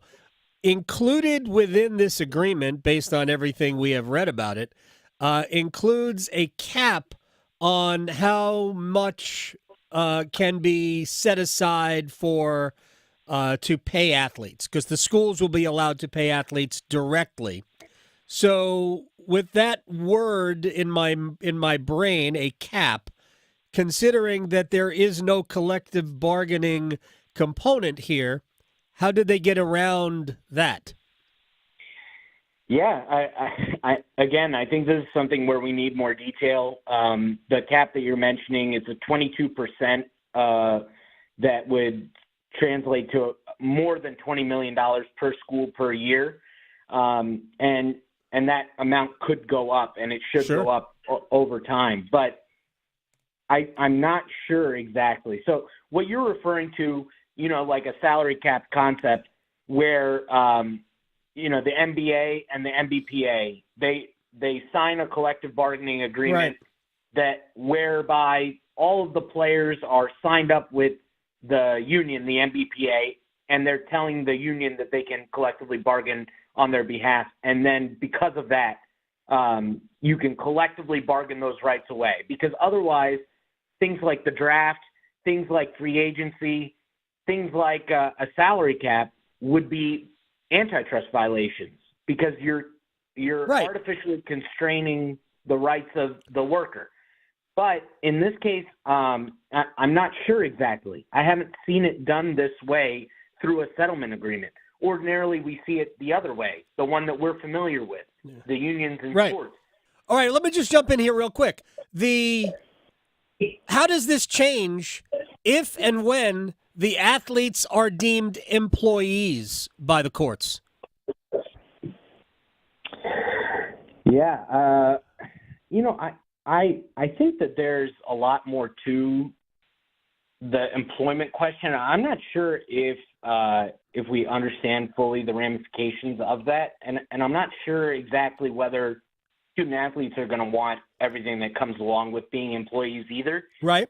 And that's what I think that the stance of even the College Football Players Association has changed, where they're investigating a model where they could collectively bargain without having employment status. Okay. And so I'm not sure exactly how it would apply. I'm not an employment lawyer, but I am wondering whether we're going to end up with that. And maybe that decision is made for us. You know, the NLRB case is still out there, and as is Johnson. So it remains to be seen, but I'm not sure exactly how that decision would affect this one. Here, I just want to insert this part into the conversation. Tarun Sharma is joining us here, University of Minnesota Sports Law NIL Clinic, is that salary caps were put in because ultimately owners couldn't stop themselves from spending money on players in professional sports. It was not put in for fairness. It was simply put in because this team was overspending and we need a mechanism to stop me from overspending. It's been completely twisted as to what it's about. It's about fairness. It's not about fairness at all. It actually becomes more about luck than anything else. But the truth is that these schools who have all of this money now, the Ohio States, the Texases, Alabamas, so on and so forth of the world, at some point they're going to want to spend more money in NIL. And this will prevent them from doing that. I'm not sure they want that. So, and let me get it back to the NIL question here, because this ruling almost seems to bring us back to the beginning of NIL, where the NCAA was going to try and police NIL payments as recruiting inducements, and then they were told by the courts they couldn't, which really makes more sense because nobody really wanted, the schools didn't really want that to happen anyway. So where does this put us now with NIL? They're talking about true NIL as though that was really part of the equation in the beginning. Well, yeah, I would say that maybe it is more what they intended NIL to be, and that might be a possibility. And that's always made more sense to me.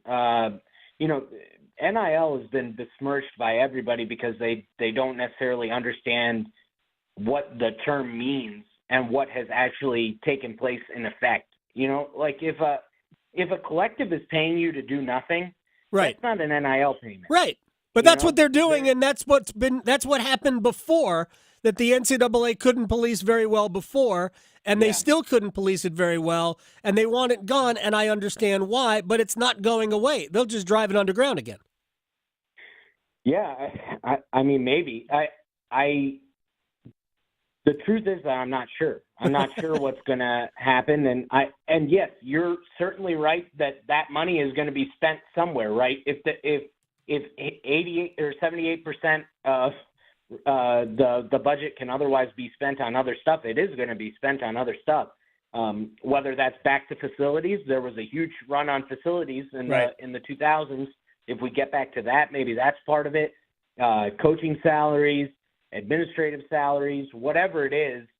But yeah, I have to imagine that part of that is going to find its way to players as well, and whether that's in the form of a true advertising thing, where it is an endorsement, or if it's something else, we'll see.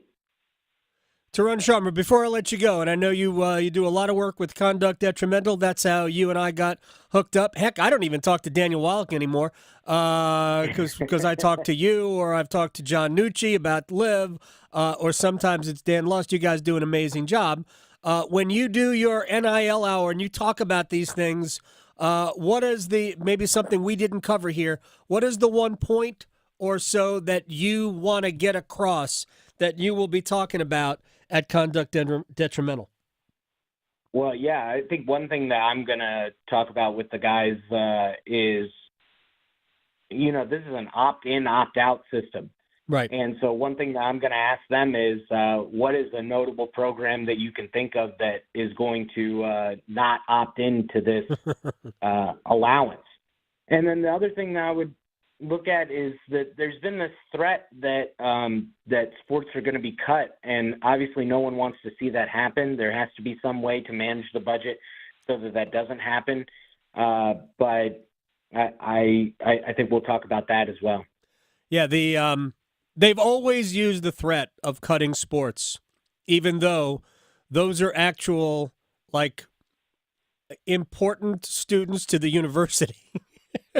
And It's not just the athletic department, but it's the university as a whole that is very important. But anyway, I think. Hold on, I got one more for you. Sure.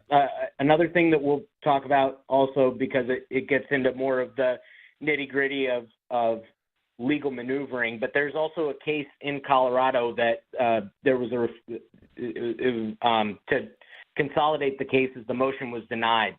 The NCAA's motion. So that case, Fontenot, is led up by the same group that brought the case that allowed minor league baseball players to be paid a fair wage.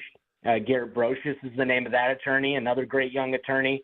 And so that case is also on a parallel path. So will this settlement, the House settlement, which resolves Hubbard and Carter, is that also going to take care of those Fontenot claims, which seeks to overturn the ban on what would be called pay for play?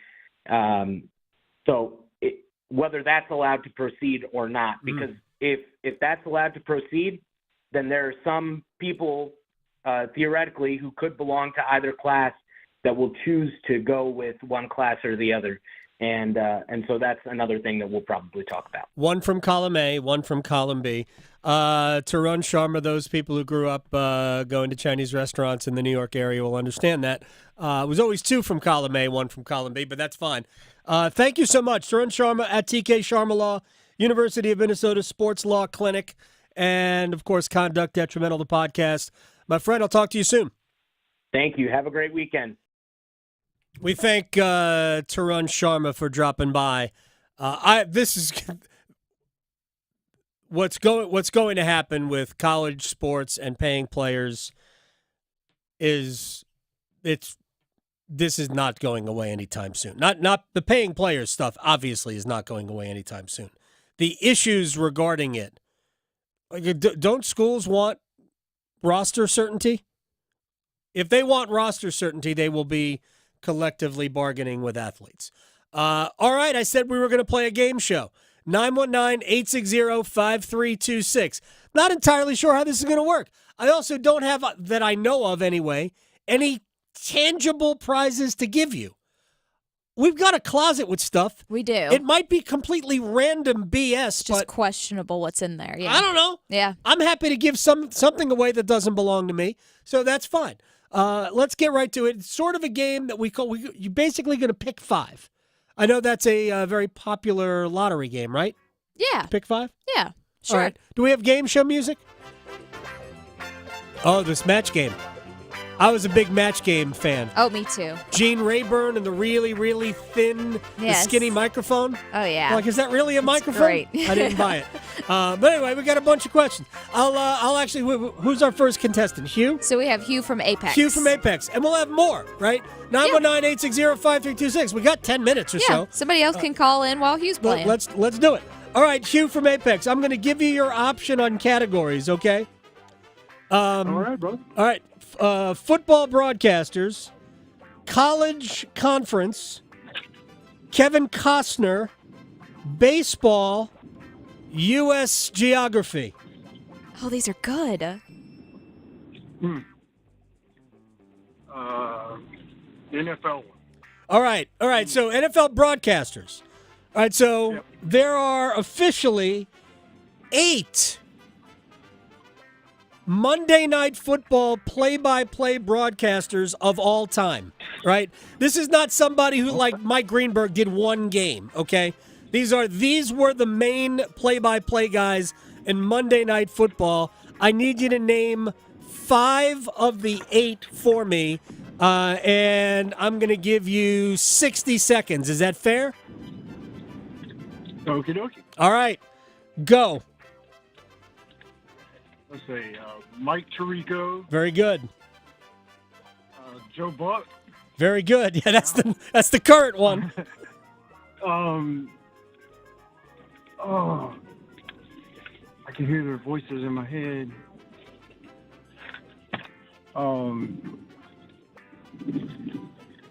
Wow. Yeah. Wow. I'm drawing a blank here. How much long do I have? You have about 30 seconds. I wish you could phone a friend. We don't have any phone a friend capability here. So you've got Tirico, you got Joe Buck. How old are you? 45. See, you should at least get the few before Tirico. Man, I am horrible with names.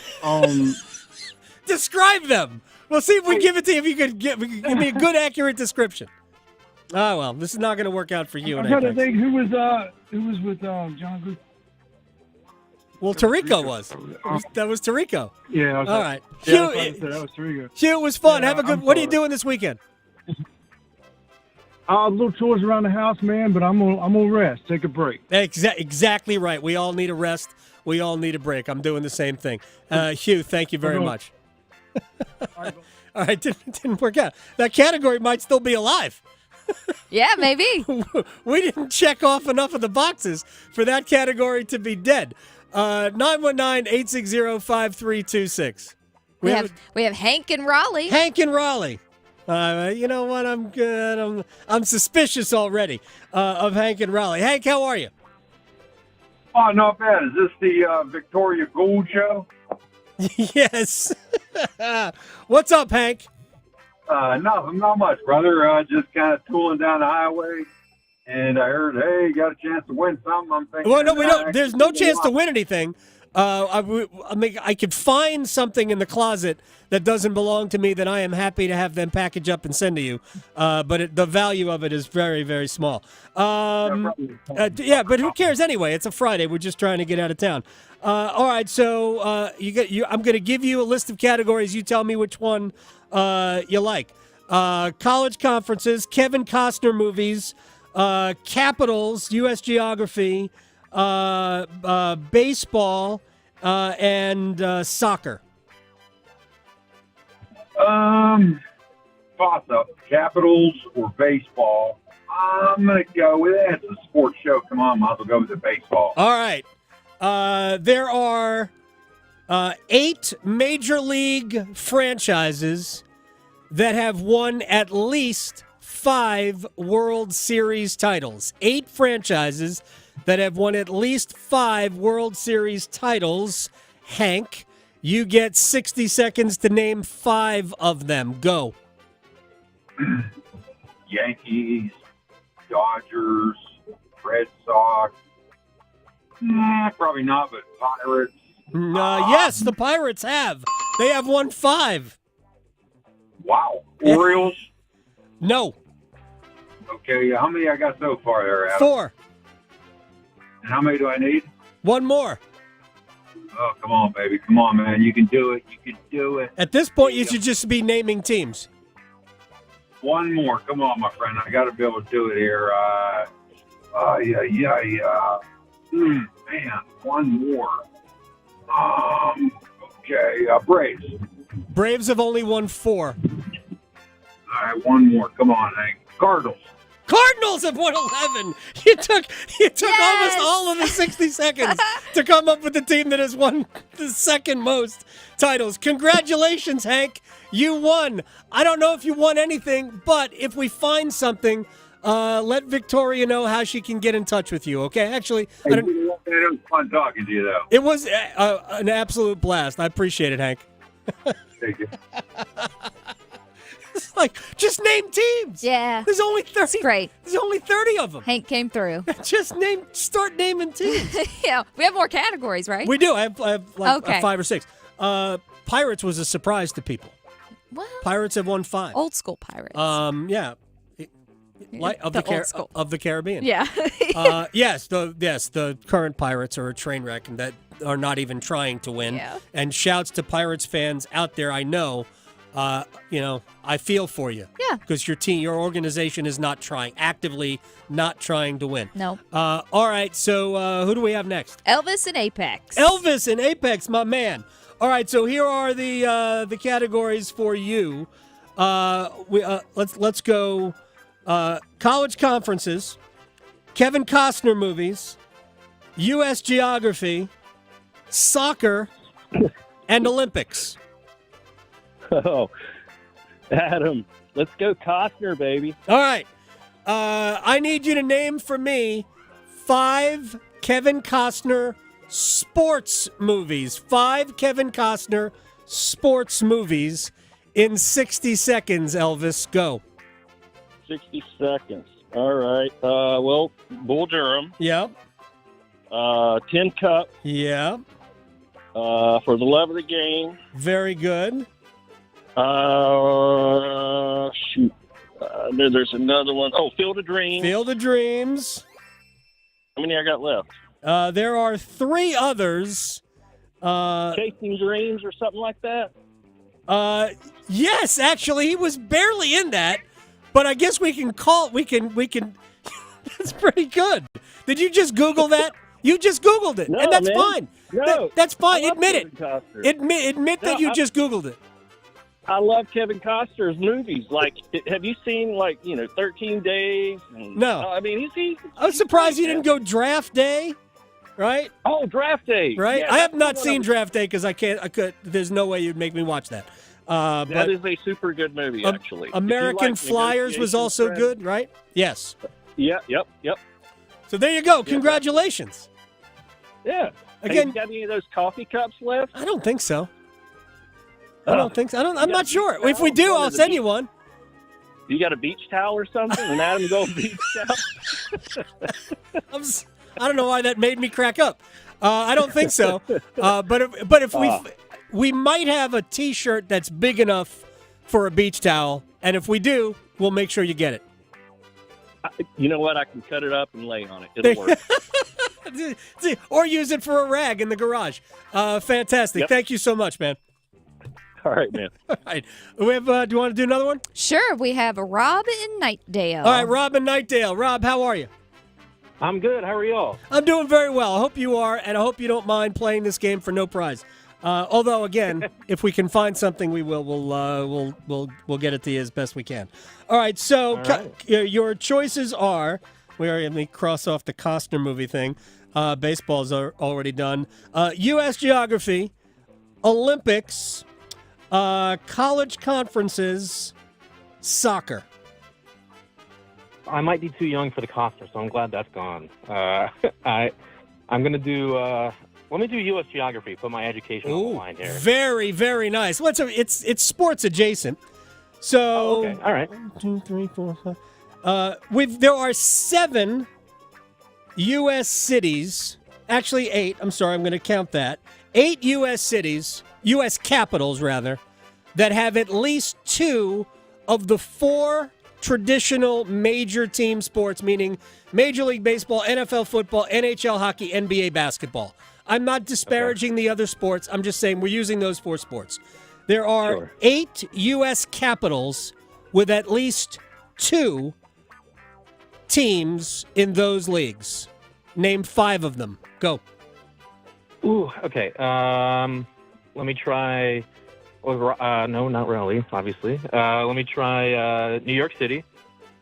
Oh, no, wait, that's not the capital of New York. Correct. That is not the capital of New York. Gosh. Jeez. Sacramento does not have a. Oh, geez. This is okay. All right. Let's try. What a snag! Yeah, I know. I was so confident. Hold on. Let me think. I promise I'm not Googling. You can. God. It doesn't bother me if you Google. No, at this point, it's about pride. Let me think. Does DC count? No, it's not a U.S. state capital. You're killing me. Okay, Seattle? Seattle's not the capital of Washington. Oh, my God. Come on, dude. Okay. You got to know your state capitals first. Vegas is not the... Nope, Vegas is not the capital either. All right. It was a good try, though. I got 0. That was rough. I love the effort, though, from Rob. We can respect that. I'm dying. It's so funny. Man. Yeah. Can you give me the capital of Nevada? It's not Reno. No. My God. Yeah. You know what? I can't, and I'm so ashamed, and I got to go home, and I'm gonna sit around and stare at the walls. Yeah. Carson City. Carson City is the capital of Nevada. Carson City. You know what's crazy? I was like, I knew that, but I definitely didn't know that. So. Okay. We believe you. We do believe you, Rob. Google would have been your friend. All right, man. Thank you so much. Happy Memorial Day weekend to you. Y'all too. There's a category that's wide open for. I love it. All right. Do we do one more? Sure. Hang on. I'll get someone. Oh, okay. Oh man. See, this is no pressure. I guess that there is pressure because I'm not on the business end of that. But honestly, it's just a Friday fun thing. And we might bring this back for actual prizes down the road, but who knows? Okay, we have Graham and Raleigh. All right, Graham and Raleigh. Gosh, we could go back to that category, although somebody's had 8 minutes to think about it at this point. But we'll go to other categories first. I've got college conferences, soccer, and Olympics. Choose one of those. Let's go college conferences. All right. It's not really an existing conference anymore. The old Southwest Conference had 8 members in it. It is now it's no longer with us. It's defunct, but those colleges are still very much in play. 7 of them all came from the state of Texas. Name 5 of those schools. Texas, Texas A&M, Texas Tech, Baylor, TCU, SMU. That's 5. Woo! Can you name the? That's very good. Check out the big brain there. Can you name the non-Texas member of that conference? I would guess Oklahoma. No. Nope.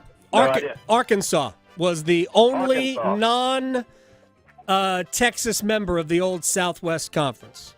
And when Arkansas left for the SEC, that league ultimately became the Big 12. So it merged with the Big 8 to become the Big 12. Thank you very much. Happy Memorial Day weekend to you. Happy Memorial Day. Can't wait to tell the guys at AA. All right, man. Take care. Best to you. All right, let's. We got a lot of stuff to do. We're gonna place bets on the other side. I have no idea. Was that entertaining? It was entertaining to me.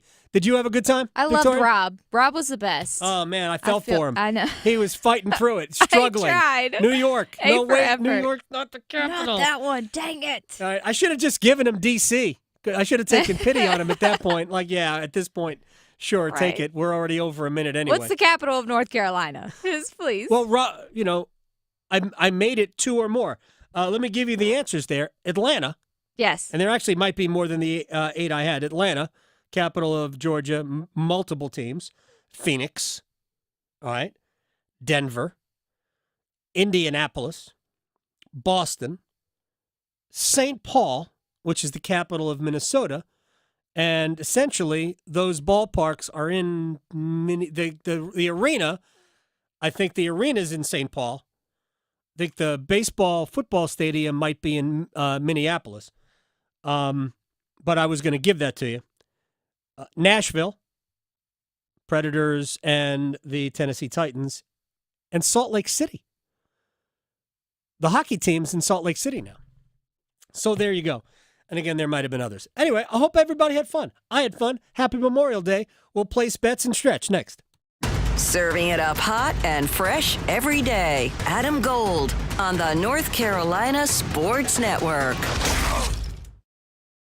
Are you taking care of someone on Medicare? Navigating Medicare can be overwhelming. You're not alone. The NC Department of Insurance SHIP program can help you figure out what steps to take and when. SHIP counselors can answer your questions. Visit ncshiip.com or call toll-free at 855-408-1212. SHIP provides free, unbiased help in all 100 counties. Project supported by grants from the Administration for Community Living. Contents do not necessarily represent official views of, nor an endorsement by ACL, HHS, or the U.S. government. Friday Night Lights returns to Charlotte Motor Speedway. Get ready for tailgate tangling, bumper banging action when the NASCAR Craftsman Truck Series gets ready to rumble in the North Carolina Education Lottery 200. Friday night, May 24th. Be there when NASCAR's rising stars put on a show at America's home for racing. Kids 12 and under get in free. It's the perfect kickoff to your Memorial Day weekend. Get your tickets at charlottemotorspeedway.com. It is playoff time in the NBA and the NHL, and FanDuel is America's #1 sports book for a reason, people. Adam Gold here, and new customers can get $200 in bonus bets guaranteed when you make your first $5 wager. Just tell them you know me. FanDuel.com, promo code AGS to sign up. FanDuel.com, promo code AGS to sign up. Hurricanes goals, Nikola Jokic triple doubles. I don't know. $200 in bonus bets, win or lose, when you make your first $5 wager. All you have to do is go to FanDuel.com, promo code AGS to get started. It's that easy to make sports even that much more enjoyable. FanDuel is America's #1 sportsbook. Must be 21 and older and present in North Carolina. First online real money wager only, $10 deposit required. Bonuses issued as non-withdrawable bonus bets that expire 7 days after receipt. Restrictions apply. See full terms at FanDuel.com/sportsbook. Gambling problem? Call 877-718-5543 or visit morethanagame.nc.gov. At North Carolina Farm Bureau Insurance, we like calling North Carolina home because being local matters. It's why in every county, we have agents whose hometown is your town. That means we're there when you need us most, with personal service you'd expect from a friend or neighbor. North Carolina Farm Bureau Insurance. Helping you is what we do best.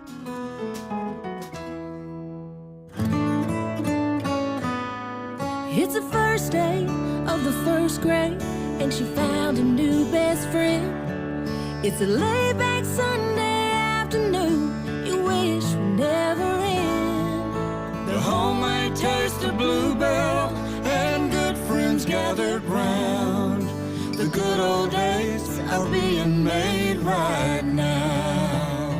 Grab a frosty mug and try the newest flavor from Bluebell, A&W Root Beer Float Ice Cream. A creamy vanilla-flavored ice cream swirled together with an A&W root beer-flavored sherbet. A new way to enjoy your favorite root beer float. The good old days are being made right now.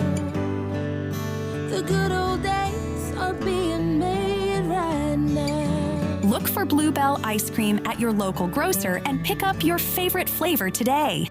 The PGA Tour's next stars return to Raleigh for the UNC Health Championship. May 30th to June 2nd, hosted a few short miles from downtown at Raleigh Country Club. Feel the excitement watching Korn Ferry Tour professionals compete in one of the Triangle's most exciting sporting events of the year. From the stadium-style 17th hole to the expansive viewing areas, it's a fan experience you won't want to miss. Great golf and great food from Empire Eats Restaurants and Two Roosters Ice Cream. Get your ticket today at UNCHealthChampionship.com.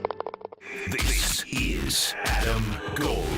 It was crazy, too. After the first period, the shots on goal, the Maple Leafs goalie didn't even have to do anything most of the game. Yeah, Joseph Wall was bored. Yes. In the first period. He was knitting a sweater at one point. I mean, lovely. A lovely sweater. He was making syrup. I mean, it was weird. The Adam Gold Show.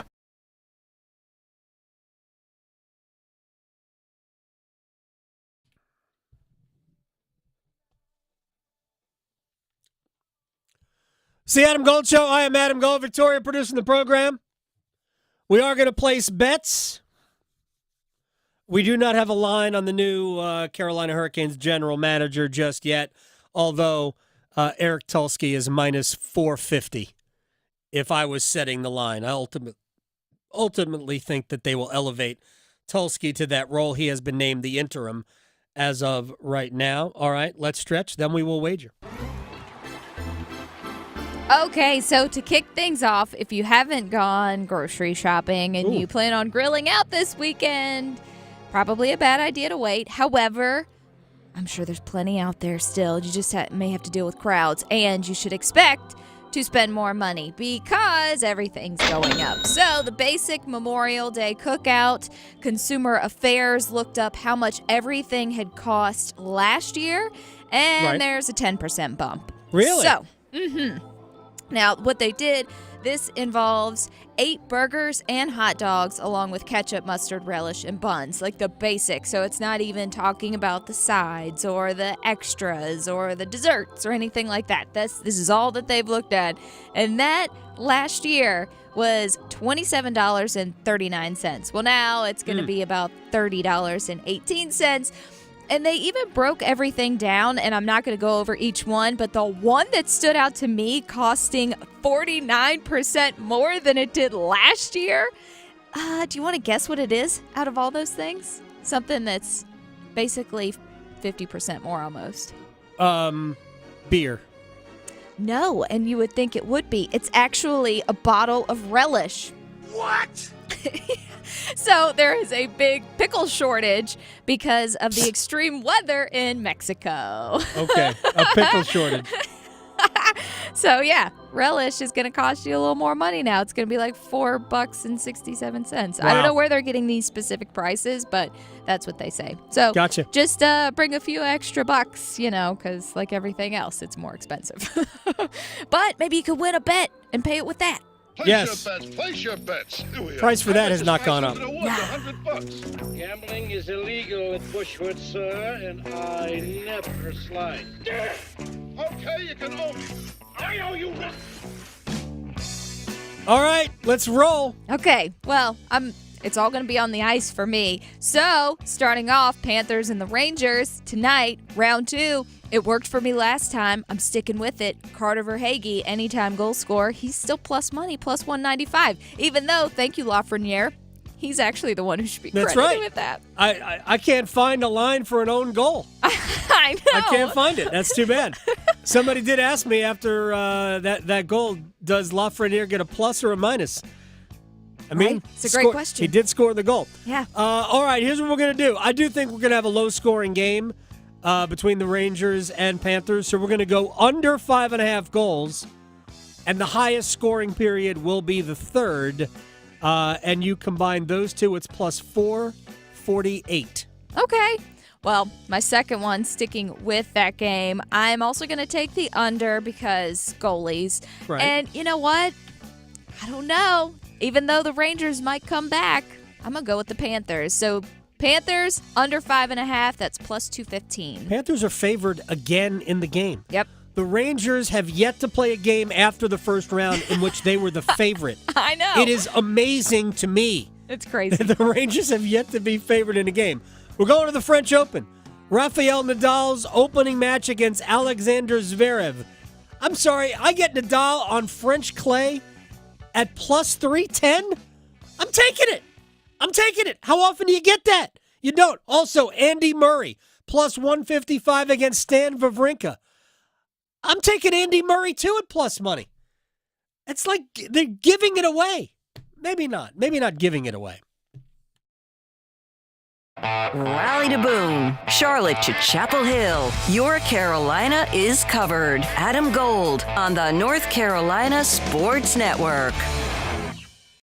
We are about to hit a full weekend of sports. Hey, it's Victoria Vodenecker here for BetMGM, and during this upcoming Memorial Day weekend, while we remember those we've lost while serving, we also have a ton of sports going on, and this might be your weekend to try your hand at some bets. There's going to be the NHL and NBA playoffs going on, plus a ton of MLB games. There's really something for everyone, and BetMGM wants to give you multiple shots at it, so they're offering new North Carolina accounts up to $1,500 in bonus bets. All you have to do is sign up using code Victoria150 and you'll receive up to $1,500 back in bonus bets if you don't win your first bet. And when you use the BetMGM app, you're going to see options like same-game parlays, live bets, prop bets, money line bets, and I love their fun daily promotions. So for your shot at $1,500 in bonus bets, use code Victoria150 and make your first wager. See BetMGM.com for terms. 21 plus only, North Carolina only. Gambling problem? Call 877-718-5543 or visit morethanagame.nc.gov. It's bow time.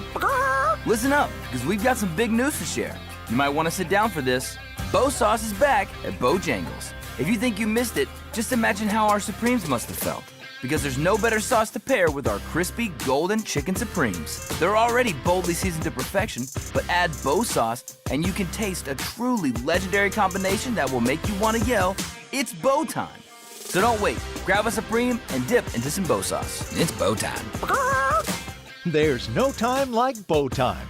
Time to stop whatever you're doing to satisfy your craving for flavor with a Bojangles Chicken Supremes dinner. Choose a 3-piece or 4-piece Supremes dinner. Get your choice of fixin', a biscuit, and legendary iced tea.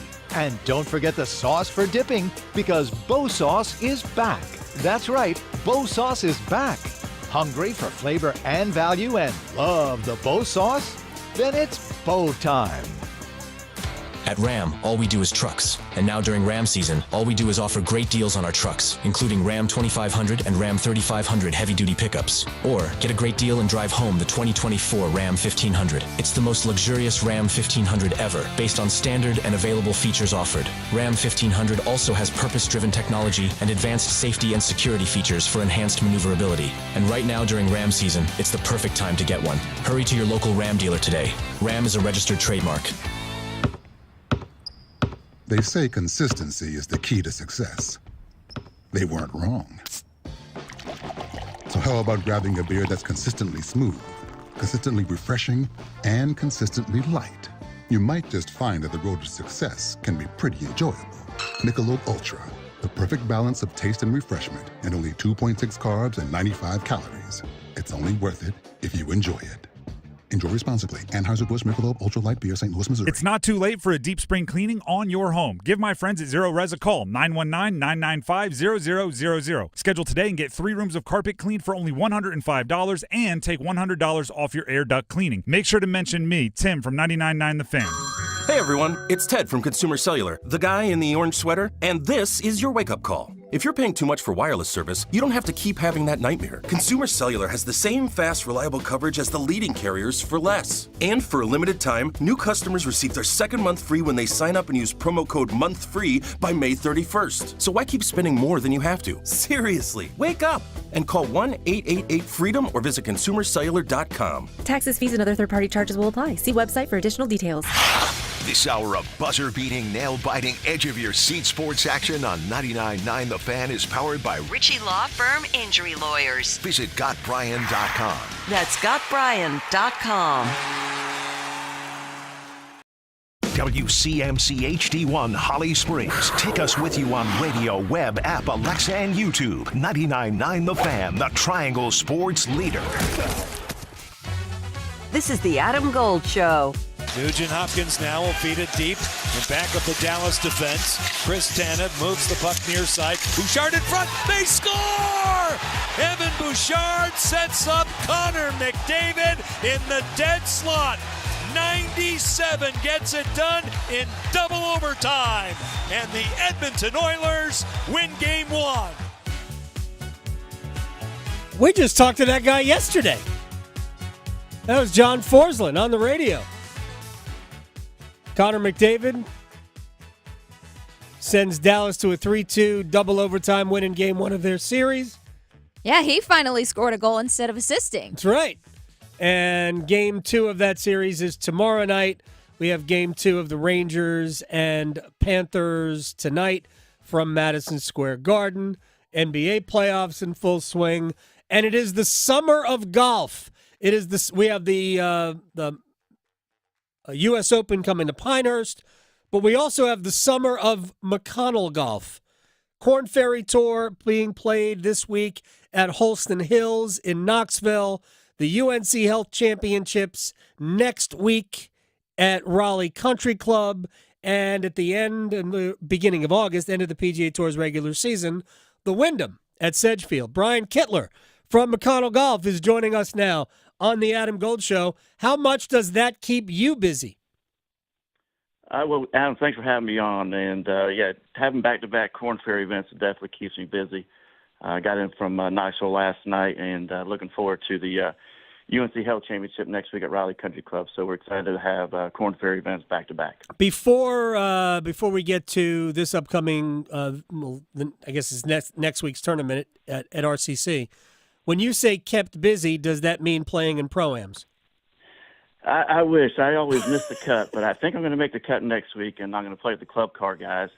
So a lot of our job, at least on the golf side, is more from the hospitality, right. Talking to players, getting feedback, relaying that information to our golf course maintenance teams and in the tour. So we try to be the best host we can and put on a great show, not only for the players, but also for all the fans and spectators that come out to watch these guys play golf. Specific to the tournament that'll be played next week at Raleigh Country Club, I'm trying to remember how long it has been in Raleigh. This is the old Rex Hospital Open that was played at one point at Raleigh Country Club, and then it went to Wakefield, another McConnell Golf property, and now it's back at RCC. Why did you guys move it back?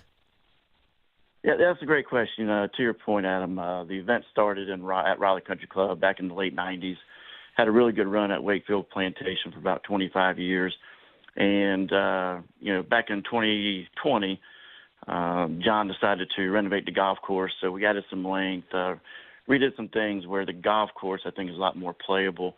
And we just felt like at that time the golf course could handle a Korn Ferry event, and not to mention with all the sponsors in downtown Raleigh. Yeah.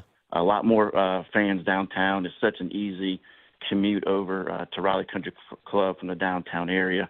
We thought it would be a good opportunity to, with the new name going from Rex to UNC Health Championship, kind of give it a restart. And, last year the crowds were great, so the city of Raleigh and the surrounding areas that definitely came out and supported the event. And I look forward to another great crowd next week.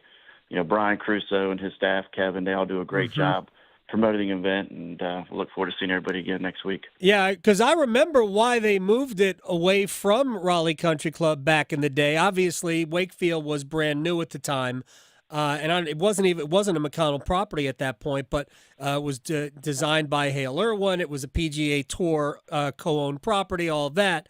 So I understand why it was moved there, but RCC at the time was not long enough. These guys would have just, it would have been a drive and a wedge almost on every hole, it seems. But where did you guys find length in downtown Raleigh? Are you using the other hospital? Yeah, we definitely got creative. There's no doubt. We were able to have some land to extend some tee boxes. So we extended the second hole. The biggest change was definitely hole number 12. It's playing closer to 600 yards. Right. And also 18 closer to 500.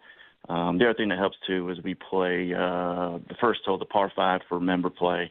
The Korn Ferry guys next week will play that as a par 4. So play as a par 70. So like I said, they'll have a good challenge on their hands. And to your point, there'll be some holes where they still have driver wedge or, even the 9th hole is drivable, which I thought last year that was one of the funnest holes on the course. Watching these guys try to drive the green, and I think more guys made bogey trying to do it than birdie. So, when you're playing the Donald Ross course, sometimes power and length isn't always necessarily what you need. It's just good positioning off the fairways and, have a good short game and good putter. Brian Kittler from McConnell Golf is joining us here on the Adam Gold Show. How much fun is it for you And for John, too, who, obviously, people don't know this, but I know John. How much fun is it for you guys to have these events at your properties? I know it creates headaches, but you wouldn't do it if it wasn't fun. Yeah, and that's your whole point. West at McConnell Golf, that's one thing we like to do is have fun. So being able to showcase our golf courses to, the Korn Ferry events back-to-back, as you mentioned earlier, Wyndham Championship later in August. This past week at Trayburn, we hosted the National Society of Seniors as well. So we just like to have, golfers play our golf courses just because, to your point, it's fun. We like to see them. We like being hosts, and that's kind of part of what the company is all about. How many golf courses now in the under the McConnell umbrella? Yeah, so right now we've got 15 ownership clubs spread out between North Carolina, South Carolina, Virginia, Tennessee, and we also manage two, one here being local, RGA, Raleigh Golf Association, and then the other one is up at Virginia Tech, the River Course by Pete Dye. That's pretty good. That's not a bad array of golf courses. You guys should do like a McConnell Golf, like they do the Robert Trent Jones Trail. You guys should do a McConnell Trail. Yeah, we do. So a lot of the members will kind of put their mini play together. One that is very popular with the members is they call it kind of like the Donna Ross Trail, where they'll play Raleigh, Sedgefield, Asheville, and Holston Hills. So, to me, when it comes to Donna Ross, a lot of folks think of Pinehurst, but I think we've probably got the best 4 Donna Ross courses in the Southeast, hands down. With those 4 courses. Oh, that's fighting words. Yeah, fighting words from Brian Kidler.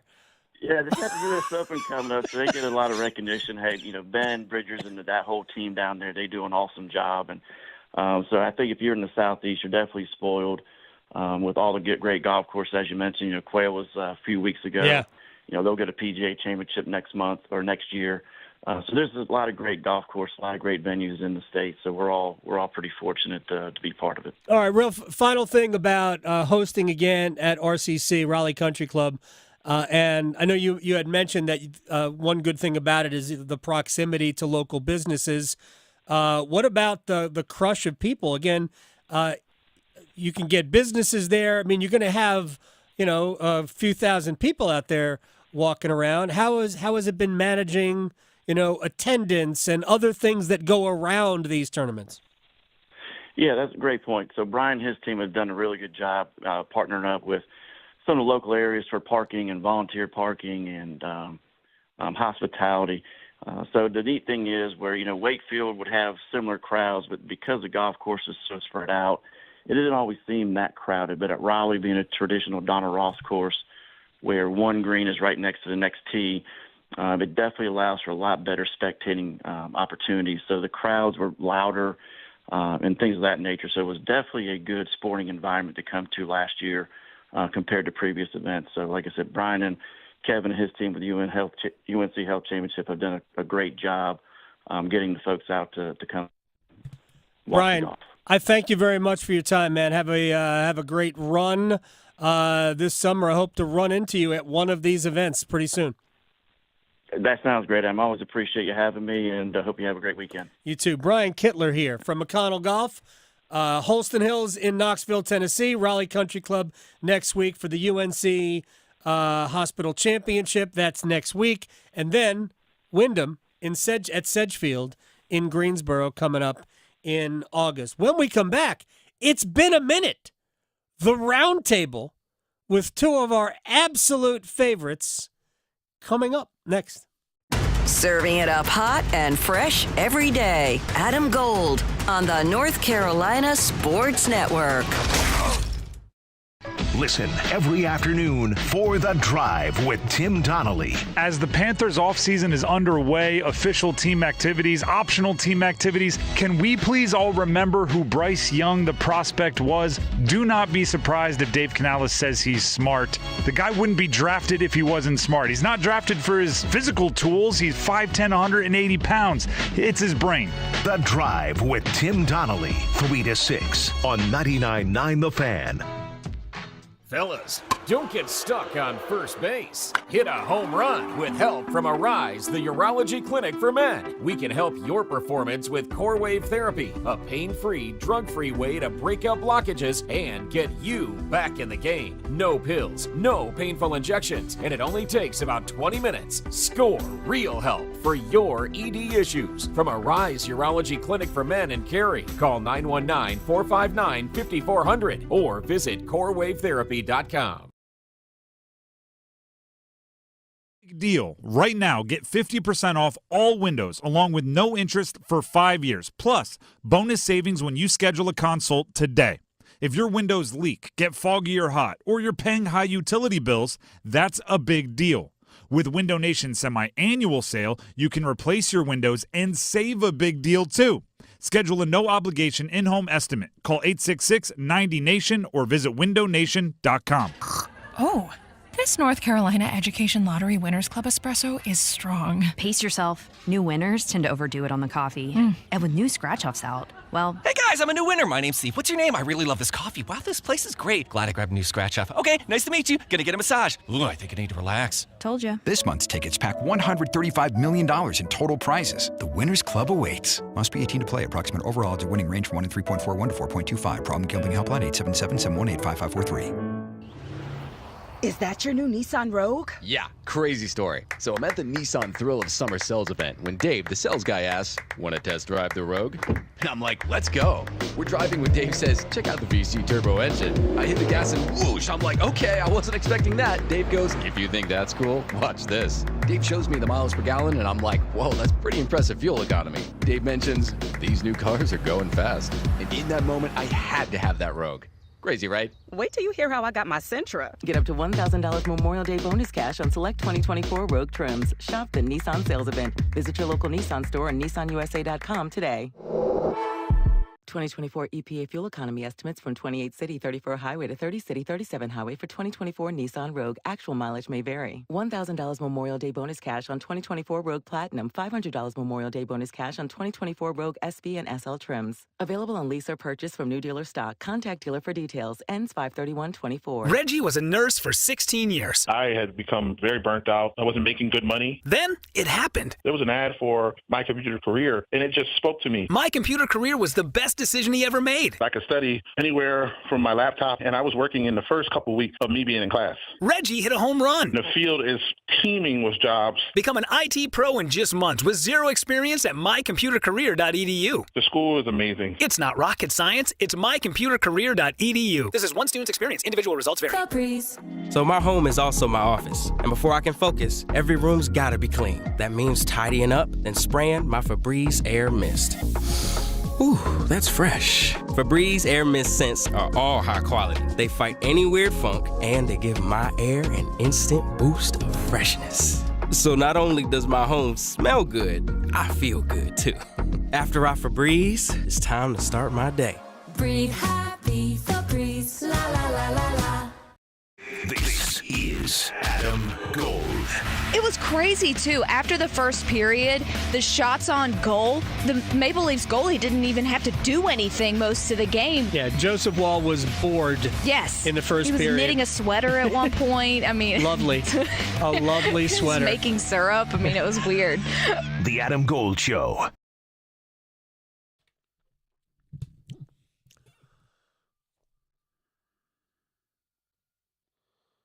It's the Adam Gold Show. I am Adam Gold. Victoria, producing the program. Trying to remember the last time. I probably could go back and look through all of my show notes, but it's probably been the better part of 2 months since we have roundtabled because we've been kind of stick deep in the Stanley Cup playoffs and whatever. We got to the end of the year. We're just like, sit aside. We'll come back to it. Yes. It is summer. We're all about having fun on a Friday. Mm-hmm. And I can't think of anything more fun than today's roundtable. Camelot. Camelot. It's only a model. We have two of our absolute favorites. From ESPN Wilmington, the one and only, the comedy stylings of Randy Slack at rslack37, and from ESPN Asheville. Not a prerequisite, by the way, to be ESPN something. Jeremy Green at NFL Draft Nerd on Twitter, which is a great Twitter handle. I'm not even going to mention that somebody is on his honeymoon and still doing this, which means we could be headed the way of Rory McIlroy. All right, let's get to some other things. First of all, congratulations to Randy and Jeremy for being winners. How are you? I'm good. When you say congratulations to Randy and Jeremy, did me and Jeremy get married and I didn't know, or what's Very going on possible. here? If we did, there's a girl sitting in a bar right now that's going to be really angry. Yes, I'll just chime in there. All right. So here's how we're going to start. We're going to start stupid. All right, just we're going to start dumb. So the commissioner of Major League Baseball, Rob Manfred, was asked about robot umpires and when they could start, and he said no earlier than 2026. It would not be in time for 2025.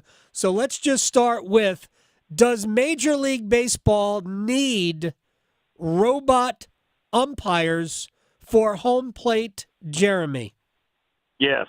And here's my question. Why is it taking so long? We have a camera that shows this. They show it on ESPN every game. Yeah. And yet you still can't figure out how to do this. The NFL, I was at the draft. They showed us the little chip that's going into the practice jerseys and the ball that will tell you to the millisecond how fast somebody is running. Right. On their body. Yeah. And Major League Baseball can't figure out that's a ball and that's a strike. All right, I would let me just counter this way, Randy. Jeremy, before we get to Randy, I would point out that the National Football League still uses two 80-year-old men with sticks and chains on it to determine whether or not it's a first down. So that's changing. That's changing, though. They told us that it's the technology is in place, and we will have electronic first down markers before we have robot umpires. But it's not changing for this year, right? Yeah, that's correct. Yeah, okay, we're not quite there yet. Miss me with your slamming and then showing us how technologically advanced football is. Randy, robot umpires, yes or no? I say no, just because the most compelling content on the internet involving baseball is John Boy videos where umpires are ejecting managers and they don't even know if the manager said anything and who exactly they're ejecting. Or then a guy's like, do you want to get rung up? And he's like, I don't want to get rung up. And then they ring the guy up anyway. If we miss all that baseball content, then who's actually going to watch the games if the umpires aren't making this the best show they can make it? Wow. Are you a Reds fan? Are you that bitter about the sport? What's going on? I am a Cincinnati Reds fan, but no, it's just, of course they need some sort of electronic assistance, but baseball is so silly, and the fact that these umps are like that police officer in Louisville, but just completely being unchecked. He can just say whatever he wants. If Major League Baseball arrested Scotty Scheffler, he'd be in prison right now. This is a complete aside. Are you surprised that nobody told Scotty to just obey what the police officer said? Never mind. I'm just going to end it right there. Let me. First of all, the answer is Major League Baseball shouldn't have robot umpires for balls and strikes. They should simply have better umpires for balls and strikes. There we go. Right? We don't need robots. We need better. It's just. The average age of a Major League umpire right now is like 84 years old. So that. Yeah, because those guys are moonlighting when they're not part of the chain gang for NFL games, Jeremy. He's not. I'm not going to say you're wrong. You're not wrong. At least you didn't use it's part of the game. Right. We should get balls and strikes wrong. No, we should get them right. That argument. We should get them right. But I have a larger point about it, and I didn't necessarily want to get serious here, but I will. Pitching is an art form too, right? There is an artistic expression about pitching, not throwing 100 miles an hour. I mean, which is also pitching. It's a different way of pitching. It's more like, paint by numbers than actual art. But if you go back to like Pedro Martinez or Greg Maddux or even Tom Glavine, guys who mastered the art of pitching, then deception is part of the art of pitching. And deception doesn't always mean fooling the batter. So if you can trick the umpire too, now you shouldn't go full Eric Gregg where the pitch is 12 feet outside and he's still calling it a strike. But hey, if a pitch is an inch and a half or 2 inches off the plate, and because you have constantly moved the strike zone out, if you can fool everybody, you should get credit for that. But we simply need better umpires. Now, here's the other part of this, not to make this entirely about robot umpires. Major League Baseball says they will do it. They're experimenting with it right now in the minor leagues, but that it is likely to be a challenge system. What are your thoughts on that, Randy? I think that's a good way to get it going. I think that's a good way to kind of, if we have a challenge, like in tennis, if the ball hits the line, they can immediately look at it and see if it's in or out. We should be able to do that with a ball and strike. It wouldn't take long. There should be a guy somewhere that immediately goes, strike, ball, or whatever. But I do think you have to have the human element just because there is context of if a guy is checking his swing or calling timeout or moving off you need to have a guy back there. But yeah, I think that the challenge is a good start. Maybe it holds these guys accountable, and that's the number one thing here. Jeremy, challenge? Are you cool with the challenge system? I'm okay with the challenge system so long as the flag is sewn inside the manager's hat and he has to get it upside down on home plate while arguing with the umpire for the challenge to be acknowledged. It's a red rosin bag. That's all we need, right? Yes. I'm also stuck on something Randy said. Okay. Randy said the best content we had was balls and strikes. The best baseball content is guys going to the stadium and trying to go 8 beers, 8 hot dogs, 8 heaters in the crowd. And it's uncontested. It is, and I want to try it. And I don't even like baseball. I don't even like heaters. I don't either anymore. I quit like a year ago, but I'm in Savannah, Georgia right now. I will volunteer to go to a Savannah Bananas game and try to do that and not die. By the way, the Savannah Bananas have about 8 rules that Major League Baseball should institute today, but they won't because it's too goofy. But I think they would work. All right. Will House versus the NCAA? This is completely on the other end of the spectrum. And feel free to make your answer like 4 words and be done with it. Will House versus the NCAA solve the problems? This $2.77 billion settlement. Randy, will it solve any problems? What is the problem exactly? That's what we need to figure out first, and then we can figure out what we're trying to solve here. I don't know what the issue is. Like, I know they're talking about paying the guys back pay and all this kind of stuff. Where does that stuff end? Like, that's great that Reggie Bush gets his Heisman and that kind of stuff, but why does SMU get their death penalty money back from missing all that time? Does the Fab Five get their stuff back at Michigan? Does Jim Tressel get his sweater vest and his job back at Ohio State? Like, where does this stuff end, and how far back do we got to pay guys? Does Newt Rockney's family get $500 million at this point? Interesting. By the way, I'm gonna give Randy credit in a second, but I want Jeremy's answer. Will it solve anything?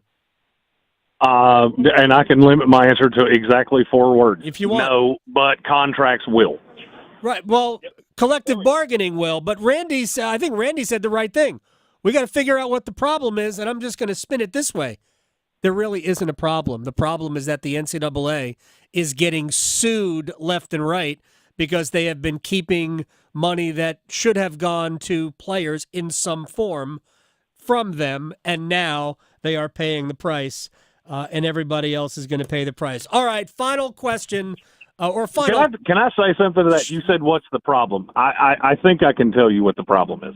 Yeah. Caden Proctor is the problem. Caden Proctor leaves Alabama, goes to Iowa, cashes $1 million check, never plays a down with Iowa, then transfers back to Alabama, and there's absolutely nothing anybody can do about that. So eventually, what's the problem? You run out of money. What's the problem? Collectively, eventually the guys that have $100 million in the bank are going to get tired of that. And the free money well runs out eventually. Yeah, it does. And then college sports, the schools are making enough money. The major schools, the ACC just announced, the poor ACC, to their 14 football members are distributing $44.2 million, or did in 22-23, that fiscal year. We don't have figures in yet from 23-24. The Big Ten was just over $60 million per school. The SEC was just under $52 million per school. The Big 12 was basically the same as the ACC.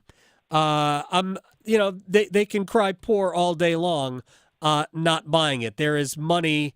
There has been money to provide to players. They have chosen for decades to not do that. All right, now to the most important thing.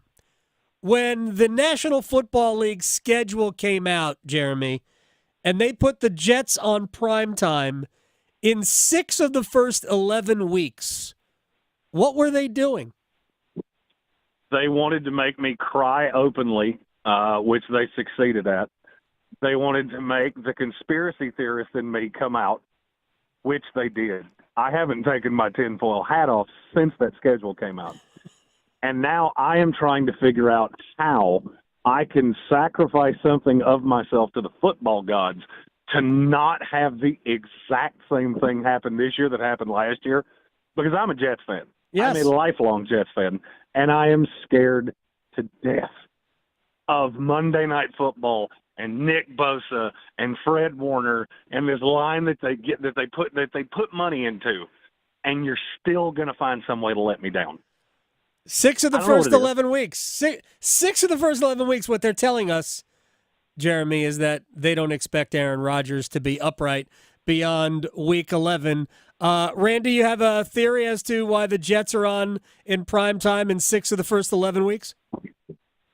I mean, yeah, they want to get Aaron Rodgers as many times as they can, and they want to get the Jets as many times as they're going to be competitive, because there's a chance that, with the tough schedule and maybe the fact that their offensive line still probably stinks like it did last year, which is the biggest thing that hurt that team, they may be – nobody wants to see 5-5 Aaron Rodgers out there playing. They want to see it when it's still hope and when the Jets team is still potentially in the hunt, as they say. Well, and I would also point this out, and I don't know if this is important or not. Most of those 11 weeks of the season are prior to Election Day, and I'm sure that they want to give Aaron Rodgers every opportunity to, I guess, campaign. I don't know. I have no idea. He said we didn't want to see 5-5 Aaron Rodgers. I'll sign up for 5-5 Aaron Rodgers right now. No, you wouldn't. I'm that is scared an of absolute seeing lie. 3-7 Tyrod Taylor. That is an That's absolute lie that you'd sign up for 5-5 Aaron Rodgers right now. It's better than 3-7 Tyrod Taylor, which is what I'm scared of. Yeah, but I'm really scared of 1-9 Jordan Travis. It's actually that's what you should. If it's 5 I would argue that 1-9 Jordan Travis is better than 5-5 Aaron Rodgers. I absolutely adore Jordan Travis, so there will be no slander. That's not a slander. I love him. I hope he has a great NFL career. But if I were the Jets, I wouldn't want to be 5-5. I'd rather be 1-9, because that just means I'm closer to getting the first pick in the draft the following year. That would be the jettiest thing ever, to get the number 1 pick in the draft a year that there is no clear-cut number 1 quarterback. Well, we don't know that. They're going to tell us who number 1 quarterback is 2 weeks into the NFL season, into the college football season. It's not Shedeur Sanders. I'll stake my claim in that right now. Like every year. What'd you say, Randy? It's going to be the deepest quarterback draft class ever, just like they always say. Just like the one with Zach Wilson and Trey Lance and Mac Jones and Justin Fields. It's always the deepest one. By the way, I don't know if we're running out of time here, but why didn't the Indiana Fever draft C.J. Stroud? Because clearly it's not working with Caitlin Clark. See, We didn't hear any of this when Victor Wembanyama's team went whatever and 0-5 or whatever they were to start the season, and he was struggling through dealing with NBA defenders. Nobody complained. Nobody said, "See, no, we're just doing that with Caitlin Clark," because people. Say again? It's great that she's struggling. Yeah, it would have been terrible for a superstar college player to come in to the WNBA looking like Lionel Messi and just running through everybody. It would be like, wow, this league is a farmer's league. No, it's good that she's struggling. That means, hey, there's a lot of talent there, and hopefully this is a chance for people to figure it out. Yeah. Well, good luck. I think she's awesome. I think the league is great. People will catch on eventually, but convince the knuckle draggers that, see, she's not that good. Anyway, that's Randy Slack, who's somewhere in Ohio. Jeremy Green, where are you in Savannah right now? Are you looking at the Savannah River? I am in Tybee Island, Georgia right now, looking at the ocean. Oh, even better. Wow. Even better. Savannah is one of my favorite places on planet Earth.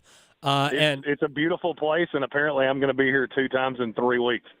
My buddy Bert Kreischer is down here doing a festival of some kind that I had absolutely no knowledge of until we came down here. So apparently I'll be down here 3 weeks from now as well. I love a good festival. That's Jeremy Green, ESPN Asheville, Randy Slack, ESPN Wilmington, and that was our dipping our toe back into the round table after a long break. Thank you very much, fellas. We will do it again very soon. We will come back with a rewind, and I have some thoughts on, and a quote, not from the team, but about Don Waddell that I want to read to you next. Going beyond the box scores. Adam Gold on the North Carolina Sports Network. Are you looking for a 2-year hands-on agricultural degree while still gaining the university experience? I'm Lee Ivey, Director of the Agricultural Institute at NC State University. We offer 6 associate's degrees that span the agricultural industry and set our students up to meet their goals. Come live on campus, learn on our farms, and be a part of the NC State community. Learn more about our program online by searching NC State Ag Institute. Deadline for fall enrollment is June 1st. 2 years, 1 degree, endless possibilities.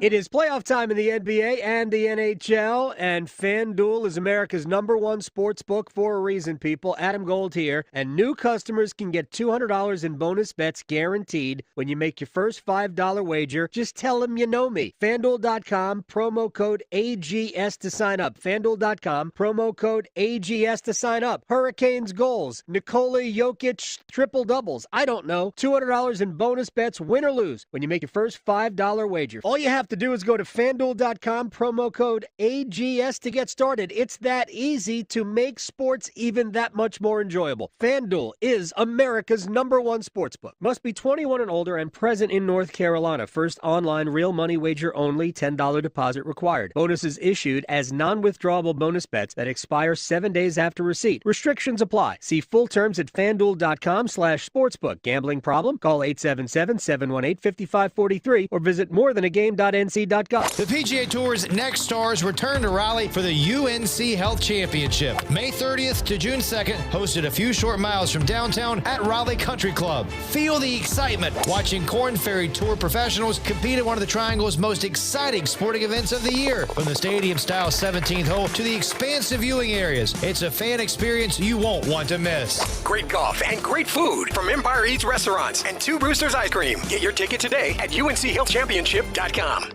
Trust ACT Construction Equipment and Avant Articulated Loaders for the right equipment to help get your work done. Avant makes the most multifunctional loaders in the world. Whether you're a landscaping pro or homeowner serious about property maintenance, you need an Avant loader. ACT Construction Equipment is your authorized Avant dealer for sales, service, parts, and rentals. Visit one of our 7 locations or actce.com for more details about Avant Articulated Loaders. ACT Construction Equipment, always the right equipment for the job. Saturdays are for action-packed racing. A Sundren Saturday of Speed is coming to Charlotte Motor Speedway when the NASCAR Xfinity Series takes center stage in the BetMGM 300 on Saturday, May 25th. It's a no-holds-barred showdown of NASCAR's rising stars dueling for glory at America's home for racing. Kids 12 and under get in free. It's maximum fun and maximum value. The BetMGM 300, May 25th. For tickets, visit charlottemotorspeedway.com. It's the first day of the first grade, and she found a new best friend. It's a laid-back Sunday afternoon you wish would never end. The homemade taste of Bluebell and good friends gathered round.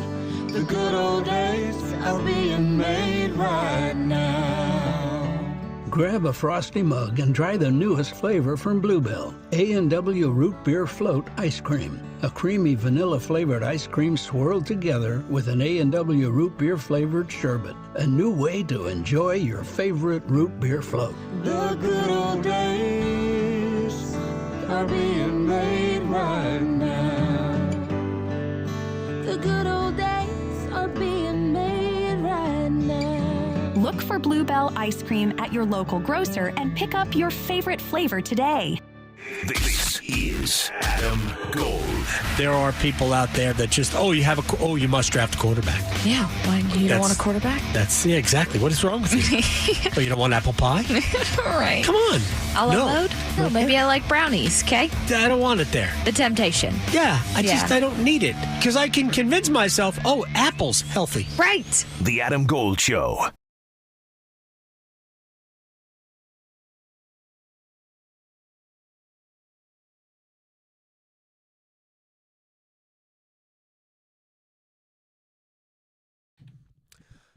It's the Adam Gold Show. I'm Adam Gold. Victoria's here. So, we played a game before. Had a little game show. Yes. Bless Rob from Nightdale. Well, Rob tweeted to me. Oh, yes. Yeah. He said, my wife was so ashamed of me.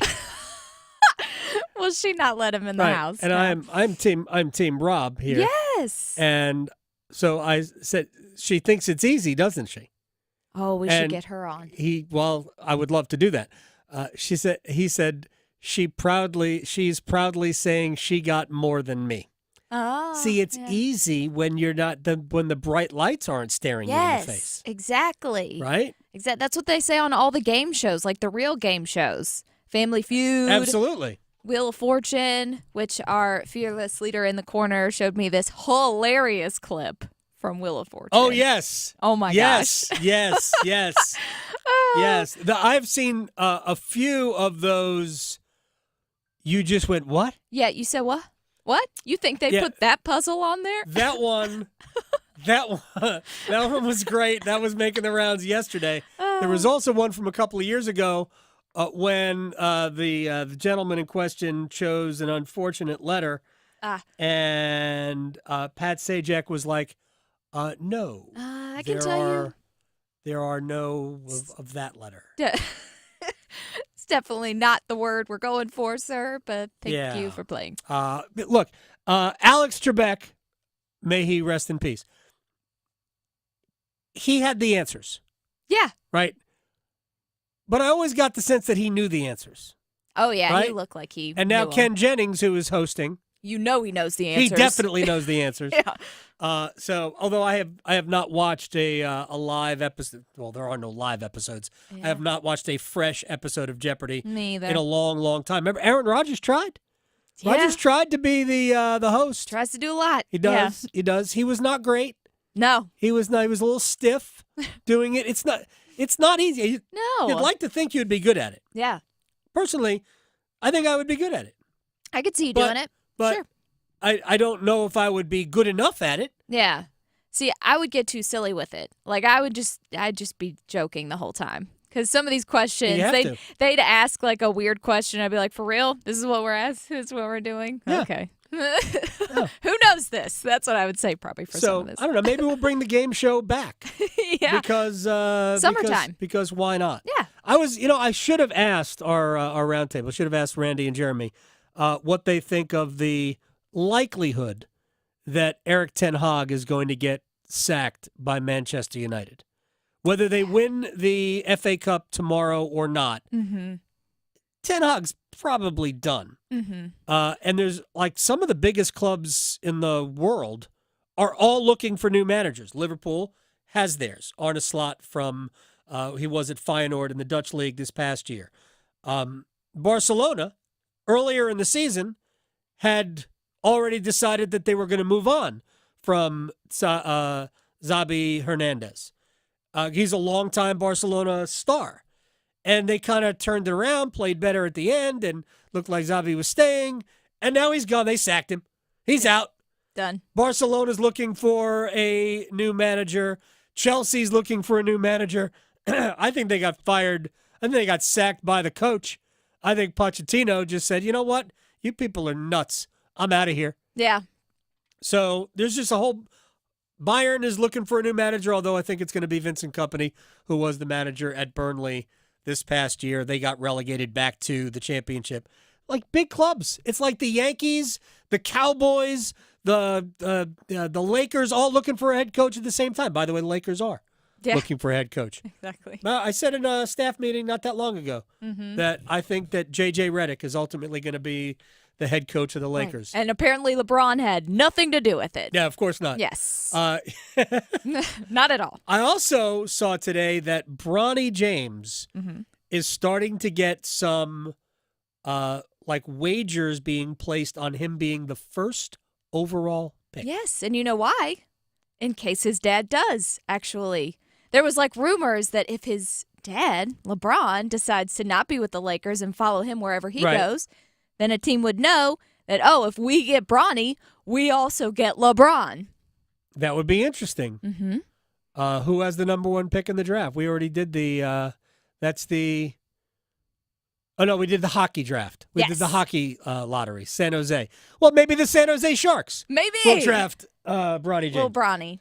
I know. That would be great. great. And then LeBron can go play for San Jose. Well, hey, we've seen Shaq Hyman. Have you seen him during broadcast where he was pretending to be Zach Hyman? Oh, yes. So now he's Shaq Hyman. Gosh, I love Shaq. Shaq's great. He's so funny. Shaq is great. And Charles Barkley, that's where Barkley's going to end up. Yeah. He's going to end up on Inside the NHL. And TNT's coverage of the NHL. Because after next year, it's over for TNT. All right, let's do a quick rewind.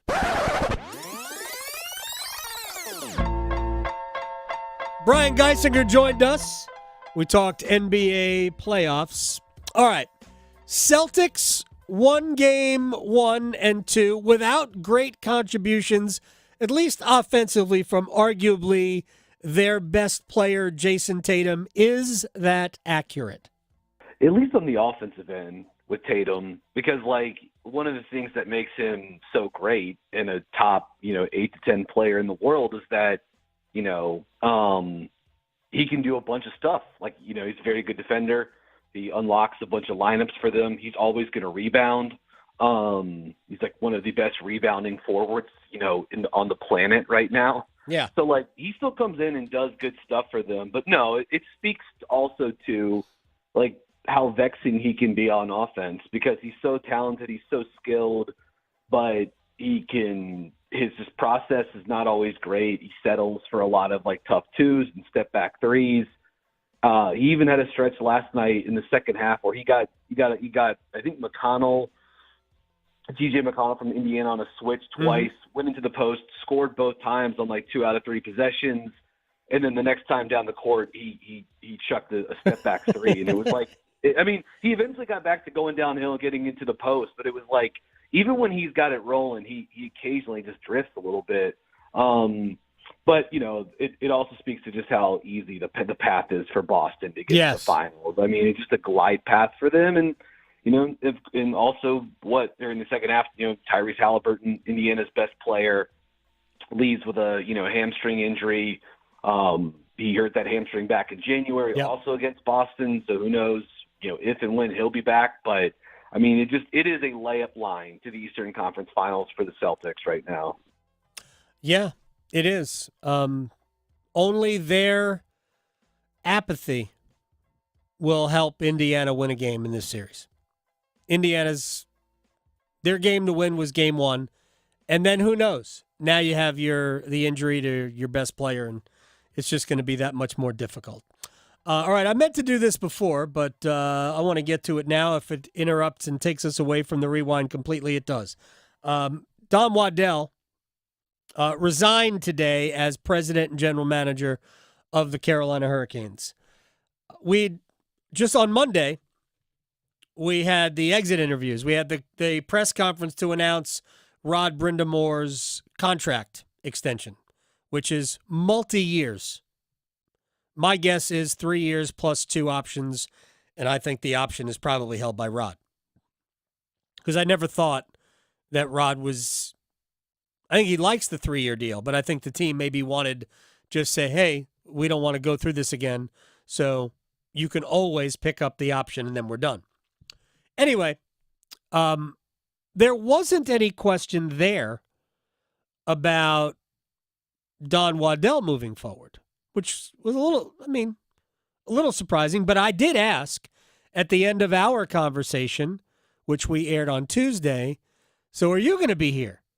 And at that point, Don got a little bit flustered. And that was the end of the interview anyway, so we just stopped because it was recorded right after the press conference on Monday. And without getting into what he and I discussed, because that's a private off-the-record conversation, it was apparent that there were enough teams interested in Don that he was going to get an offer. And knowing how the league works, if I am offering you a job and you already have one, I am going to offer you a reason to leave that job.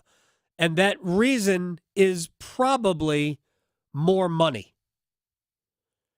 So Waddell, who was a longtime general manager of the Atlanta Thrashers and then became team president of the Hurricanes a little bit more than 10 years ago, actually about 10 years ago, when Ron Francis was the general manager.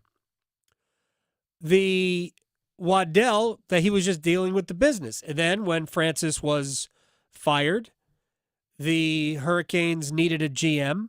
They interviewed several candidates. None ultimately accepted the offer to be the GM. And primarily, that's because it was never going to be, you're the GM, you're in charge of hockey.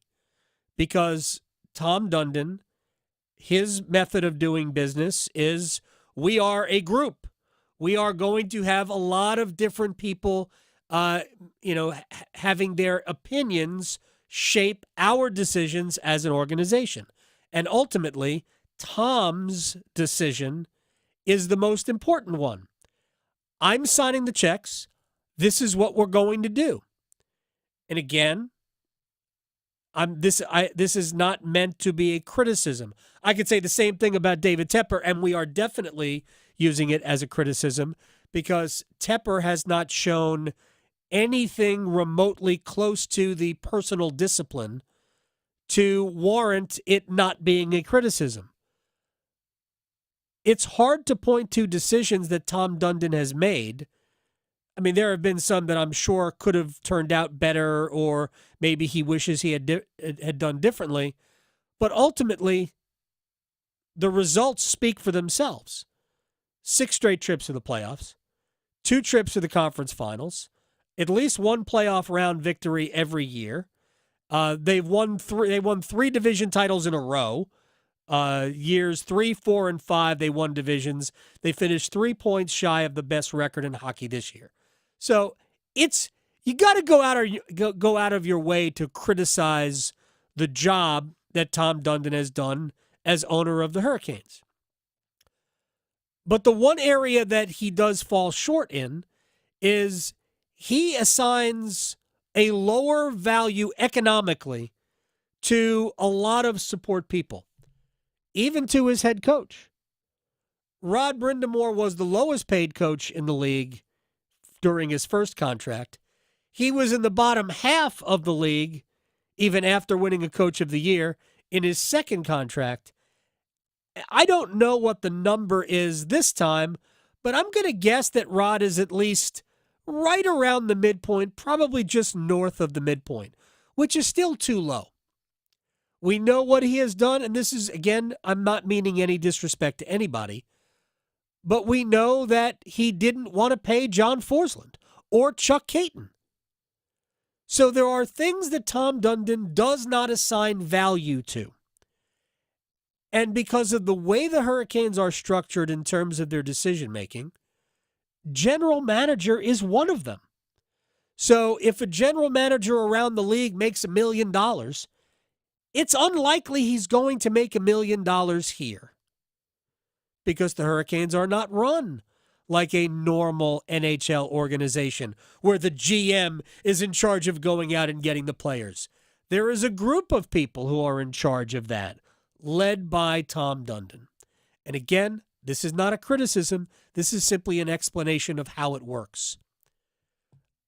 My only real criticism of the organization in allowing Don Waddell to walk out the door, and he resigned today. We don't know for a fact he's going to sign on with another team, but my sense is that he will. And it will happen pretty quickly. My only real criticism is, considering he has been the GM and president for the last 6 years during this run of success, I think there should have been a quote from the owner. I think there should have been some statement from Tom Dundon. We thank Don, even if it sounds like it was like in a hostage video. Sure. We thank Don for his expertise during this 6-year run. Just put the effort. We wish him well in the future. Right. Fake it. Mm-hmm. There should have been a quote from the team. There wasn't. We do have a quote, though, from Philip Isley, who is the chairman of the Centennial Authority. They're the organization that essentially, oversees the arena, right?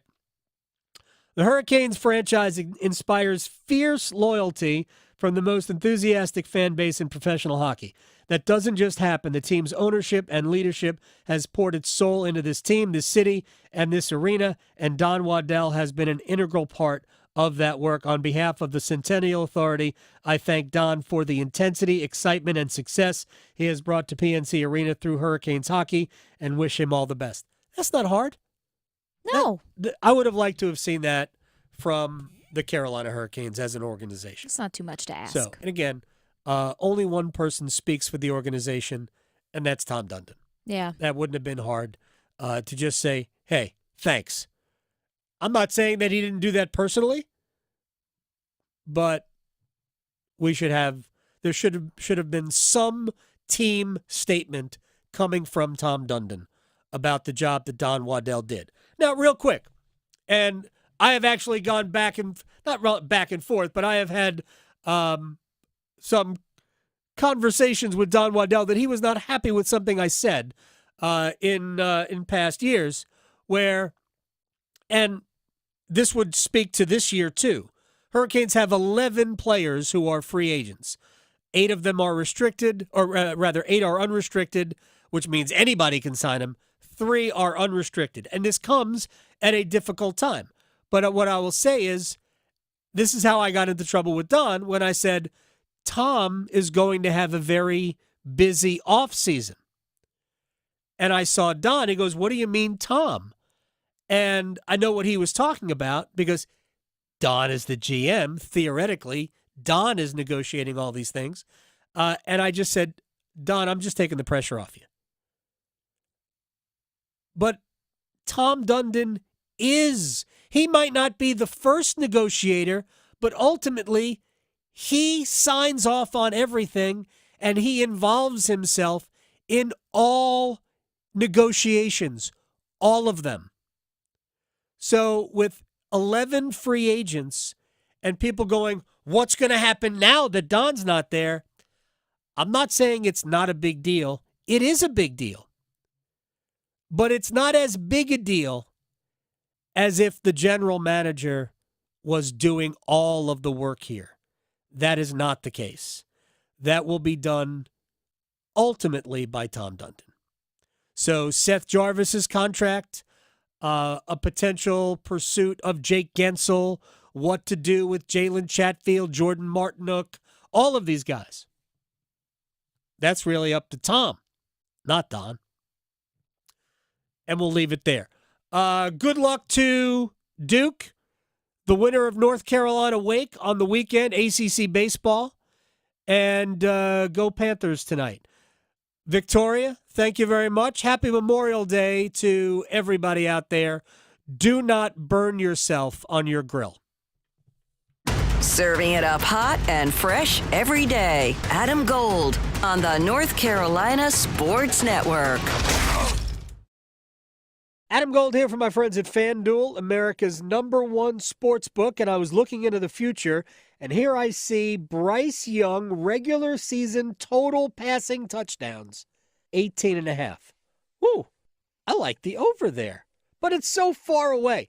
But right now, if you make your first $5 wager on something else, we'll give you $200 in bonus bets, guaranteed whether you win your first $5 wager. You can do